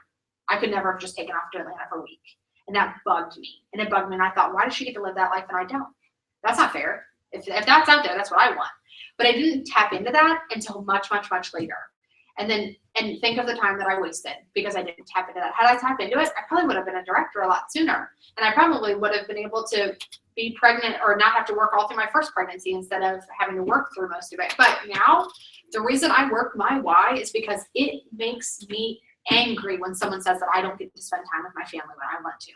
Like my husband had to work doubles the past 3 days because that's the schedule he was given, and that pisses me off. And it pisses me off enough that I asked him, how much do I have to make so that you don't have to do that anymore because I'm done with this. I literally told him, I'm so sick of you working. I'm sick of someone telling you when you can and cannot be with us. So what do I have to make? And he told me, and I said, give me 6 months. So my husband will be quitting his job in December so that we can do this full time. It makes me angry when a woman tells me that she can't be with her family on Thanksgiving because she doesn't have enough PTO. That's not okay with me. Like, angry. Like, I will get out of bed every morning so that no one can ever tell me when I can and cannot be with my family. I grew up with a dad who had to work, who makes fantastic money, and I was very blessed, but he had to work for that. He had to be gone. He traveled half the month. Every month, my dad was gone for 15 days. That pisses me off. So if I can make the same amount of money and I get to be with my family all the time, I will get out of bed every single morning for that. Every single morning. But do you guys hear how, like, passionate I am about that? Like, if you try and come between me and my family, I will fight you for it. I will fight you tooth and nail. That's why every time I think about going back to a normal job, what hits my heart is, no way they would tell me when I can and can't be with my kids. Not okay with me. Not okay. Because right now, if my sitter called me and said, hey, your kid needs something, I would leave you guys like that in 2 seconds because I can. Because I can do that. But in my old job, if someone would have called me, they would have been like, well, you're going to have to take a sick day. Is that even, like, I don't know. Maybe that's just me. That just makes me angry to my core. And so that's why I work. That's my why. And every time I have any thought of that maybe I don't want to do this anymore, I literally go into my kid's room. Well, now I have 2. Maybe I'll have to walk in between. But I used to just go sit in Annabelle's room and just go, no, this is why I do this. This is why I do this. Or I would my husband has to work Black Friday, every Black Friday because he works in retail, and that pisses, we can't travel on Thanksgiving. You have no idea how angry that makes me. It drives me crazy because it's my life. I should get to travel whenever I want. So that's my why. And that is why no matter how many times I go through this cycle, I am never going to not recommit because the other option just isn't worth it to me. I would rather do something hard than go do what the alternative is. So you need to know, you need something that makes you as angry as that just made me. Like, you need something like that. And if you don't know what it is right now, then go home and do some soul searching. If there is nothing else you take out of this to go do immediately, go home and do some soul searching. Sit in your kid's room, go talk to your husband, go look at job applications for other jobs that you're eligible for and look at the pay. That should piss you off. And go look at how many hours they want you to be in their office and how little they're willing to pay you for it. or calculate how many hours a week you're going to have to be away from your family in order for you to retire when you want to retire. That'll make you angry. There are things that as a culture we're just force fed and we're just told that are normal, and we're just told, well, it's normal for you to for you and your husband to work until you're 65 and then you retire and then you die 20 years later and you think you lived a life. That's normal, and that's what you should do. That's the right thing to do. But when you start questioning that, you start realizing that there are other options out there, and that, guess what? Neither you or your husband have to work a normal 9-to-5 job. You both could stay home with your kids if you work for it. If you're willing to put hard work where it matters, you both can have flexible schedules. You can travel wherever you want. You can have free trips and free cruises and free cars and you can do all of that because you can do this, because this offers you that. So go home and get angry about something. And I remember what changed why Fall Advance changed my life last year is because I could not figure out my why. I couldn't find anything that burned me up really, because everyone kept asking, what are you working for? What are you working for? And I was like, I don't know, I'm working so I can stay home with my daughter, I guess. But it didn't burn me up. And then someone asked, what are you working against? What are you doing so that you don't have to do something else? What are you working against? And instantly it popped into my head, well, I'm working against someone ever telling me when I can't be with my family. And I'm telling you, all of a sudden something rose up in me and I was like, I am pissed. And I finished DIQ 6 weeks later. That is what it was. So, and you don't have to go finish DIQ, but your why needs to be, everyone needs a why. Even if your goal is to sell $100 a month, everybody needs a why. You need to go get angry about something, because the world has very much tampered down all of that stuff. And you're like, whoa, dude, calm down. What do you mean everyone's working on bucks? Why are you so mad about it? And they're telling you to calm down. And it was the first time that I ever was told it's okay to be angry and to not accept the status quo was in Mary Kay. And I'm really, really passionate about passing that along to other women, because we are a culture of just subdued. We are just all so subdued, and we're all I'm good. I can't wait for retirement 40 years from now. I don't think any of you guys are much older than me. 40 years from now. Just let that sink in. In 40 years, you can spend all the time you want with your family. Have fun. But in the meantime, I'm going to go do it now, because this is going to allow me to do that. And it can let you guys do the same thing too. So that's what I want to leave with you guys with. I want you to go get angry about something and excited about something, and I want you to implement all the other stuff that's in this packet, okay? So let that sink in. I want to give you guys a minute to sink in, and then I want to go around and I just want to hear what your takeaways were from this and what was helpful to you. And then if there's anything that you feel just right off the bat, if there's I wish we would have talked about this more or whatever. So I want to do that right now, but then I want to invite you guys over the next 24, 48 hours. Please send me if there's something that you're oh, I forgot to mention, this was really helpful or this was not so helpful. Let me know, because this is still very much in its infancy, this whole program. So we need some feedback on that, okay? So take a minute, collect your thoughts, and then we'll go around and kind of give our immediate feedback, okay?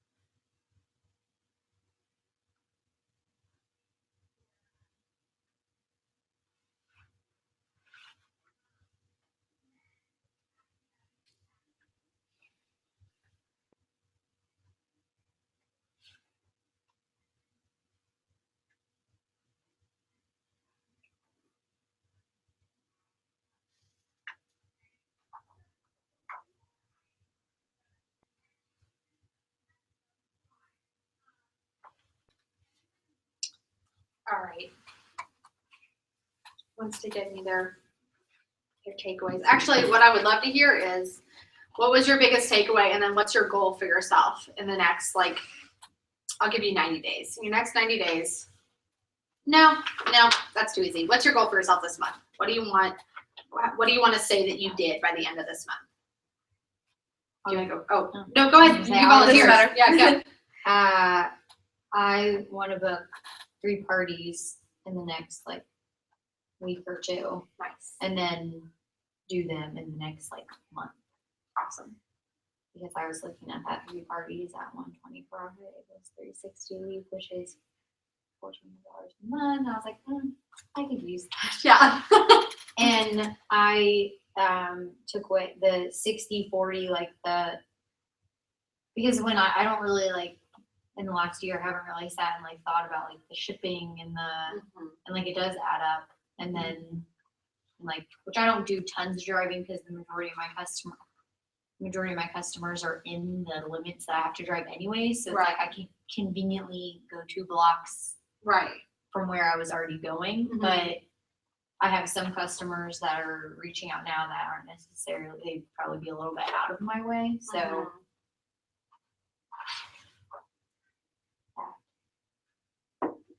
Cool.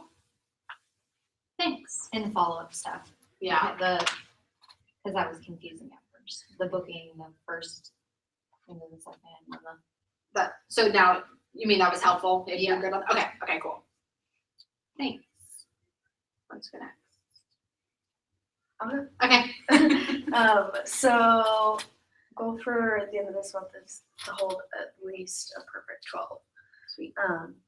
And then biggest takeaway, I definitely can agree with. It's really hard to find my why, because I'm basically, I mean, like I have a boyfriend, but I'm not married. I don't have kids, and sometimes that's hard for me to like wrap my mind around. But when you asked what were you working against, that was helpful. Good. Good. Thanks, Abby. Okay. My goal is going to be, I think I'm going to try to do $1,200 every month Awesome. so I can pay off my baby bill before we get a house. Yeah. So That's so true, though. and then I guess my biggest takeaway would probably the path to success. So that way I can, because it's like really hard for me to do something if I don't see how it works and where I'm going. I can't like focus, and Yeah, that's a good point. so That's kind of how I am too. Like I want to see like, okay, so like when I need direction from Brianna, I tell her like, tell me what to do. Like I just need to know the next step. Like I just need, you know what I mean? So yeah. I call it a ladder person. Like I need the next rung. So yeah, I can identify with that. That's awesome. And then Cindy asked the difference between section 1 and section 2. Section 1 is full-size product, and that counts towards your production. And then section 2 is like business materials or like lookbooks and samples and all of that. So I actually personally, I don't keep any samples on me. I use only full-size product as demo because it just financially makes a lot more sense to buy one full-size product and use it 1,000 times than buy a sample and use it once and then it's gone. But that's the difference. So I hope that helps. And I'm glad that you like the resources for the skincare class. That's awesome. And this will all make a lot more sense, Cindy, when you actually have this handbook in your hand. So guys, we killed it on time. I have one question. Yeah, go ahead. Facebook parties. Oh, that's a great question. So Facebook parties are really nice. I think of them as like icing on the cake. So they're great because sometimes they're really helpful and sometimes they're not. So that's kind of my feeling on Facebook parties. They don't count as a party. You know what I mean? But they're nice to have running kind of in the background in case they get you some sales. There is a document, and actually, yes, that's what we were talking about. There's a document. I looked over it and there's some stuff that needs to be tweaked. So I think that I'm going to see Brianna today, and I was going to talk to her a little bit, not very much because it's her daughter's birthday party, but I was going to talk to her about recreating a Facebook party like document. But what I do for it, just to kind of like give you a broad idea, I create an event, or I have the host create an event, and she makes me an admin on it so that I can like post and everything. And that way I can go in and change the cover picture and all that stuff. And basically what a Facebook party does is it goes, make it like 3 or 4 days long. And then over the course of 3 or 4 days, you're going to post about products. You're going to post ways that women can like win free products. So you might be like, if you like the person who comments the most gets a free like gift, and then you could just send them like an at play thing. So the idea is to engage customers, but then really it's to get a bunch of referrals because they might not order right there, but if she invites 80 people to that event, that's 80 people that you can go through and message and have a conversation with. So it's really great to get referrals. It's just not typically, I've had one Facebook party that was like $500, and I think that's the highest, and it was like really highly attended even that. Like 500 was pretty low for how many people were in it. Mhm. So, but it is like, it's nice because you're going to get in contact with a whole bunch of people. Okay. So, but the idea is just to engage people in, you know, conversation. So you might post like, I'm going to post my top 5 favorite products. And so then you post, or you might have people engage by saying, comment on this post with, you know, one thing you change about your skin, and then you can message those people and say, hey, I saw you wanted to change the texture of your skin. You know what I mean? So So how would they order? Is it just through your website. Through the okay. So You just okay. continuously post your website and have them order. Okay. Yeah. Unless it's someone who's like local and you're, you know, I would just have them do through your website. Okay. Okay. Yeah. Does that make sense? Mhm. Okay. And then we need to get that document. There's just things in it that are like outdated or that I'm like, I don't really like that so much. So we need to tweak that. And then there is a document though that has like the actual posts that you could just copy and paste and put on the Facebook page. Okay. So, yeah. Any other questions or anything? My lash intensity mascara order is on back order still. Yeah. How do I check on that? Like, how do I check? Just they said mid-July, which You can check under orders. It says, processing or yeah, it's just probably gonna say processing. It probably won't give you like an estimated. You can call the company and you can call the company and they'll give you estimated date. okay. And that takes like 5 minutes. They're super nice about it. But I mean, they're so back ordered. Like they're just so back ordered. Yeah, Cindy, you do your sales tax. Whatever your sales tax in your zip code is, that's the sales tax you use. You have high sales tax. She just said she has 9.25%. Oh my gosh, that's ridiculous. Yeah, it's wherever the product's being shipped to Yeah. originally. Any other questions or anything? Okay, well, congratulations for completing this, and I'm really glad that you guys came, and I really do think that this is something that can help you launch or relaunch your business the right way, because I know sometimes you kind of get started and you're like, oh my gosh, there's a lot of pieces to this, so hopefully this handbook will help you kind of like answer some questions that maybe I don't always have time to answer right away, so. Alrighty. Okay, this doesn't fit, but they fit before. And those are on our page. On the Dropbox. Yep, they're in the Dropbox account. They're really cute. Yeah, but some of them you have to go through. Did you print that? Did you send them to Office Depot, or did you print them and then you took it to Office Depot? And I put them on a flash drive and I took them to Office Depot. okay, But just because the coloring, the printing obviously looks much better than like what a average Right. print. And also be aware, like I just realized I need to put labels over these. It says like Brianna Yo and it has her info. So you can either edit it on the sheet or you can just take a label and just copy it over it. So cool. I think that's the only place her name is though. It's just on that. All right, lady. Oh, no, this is broken.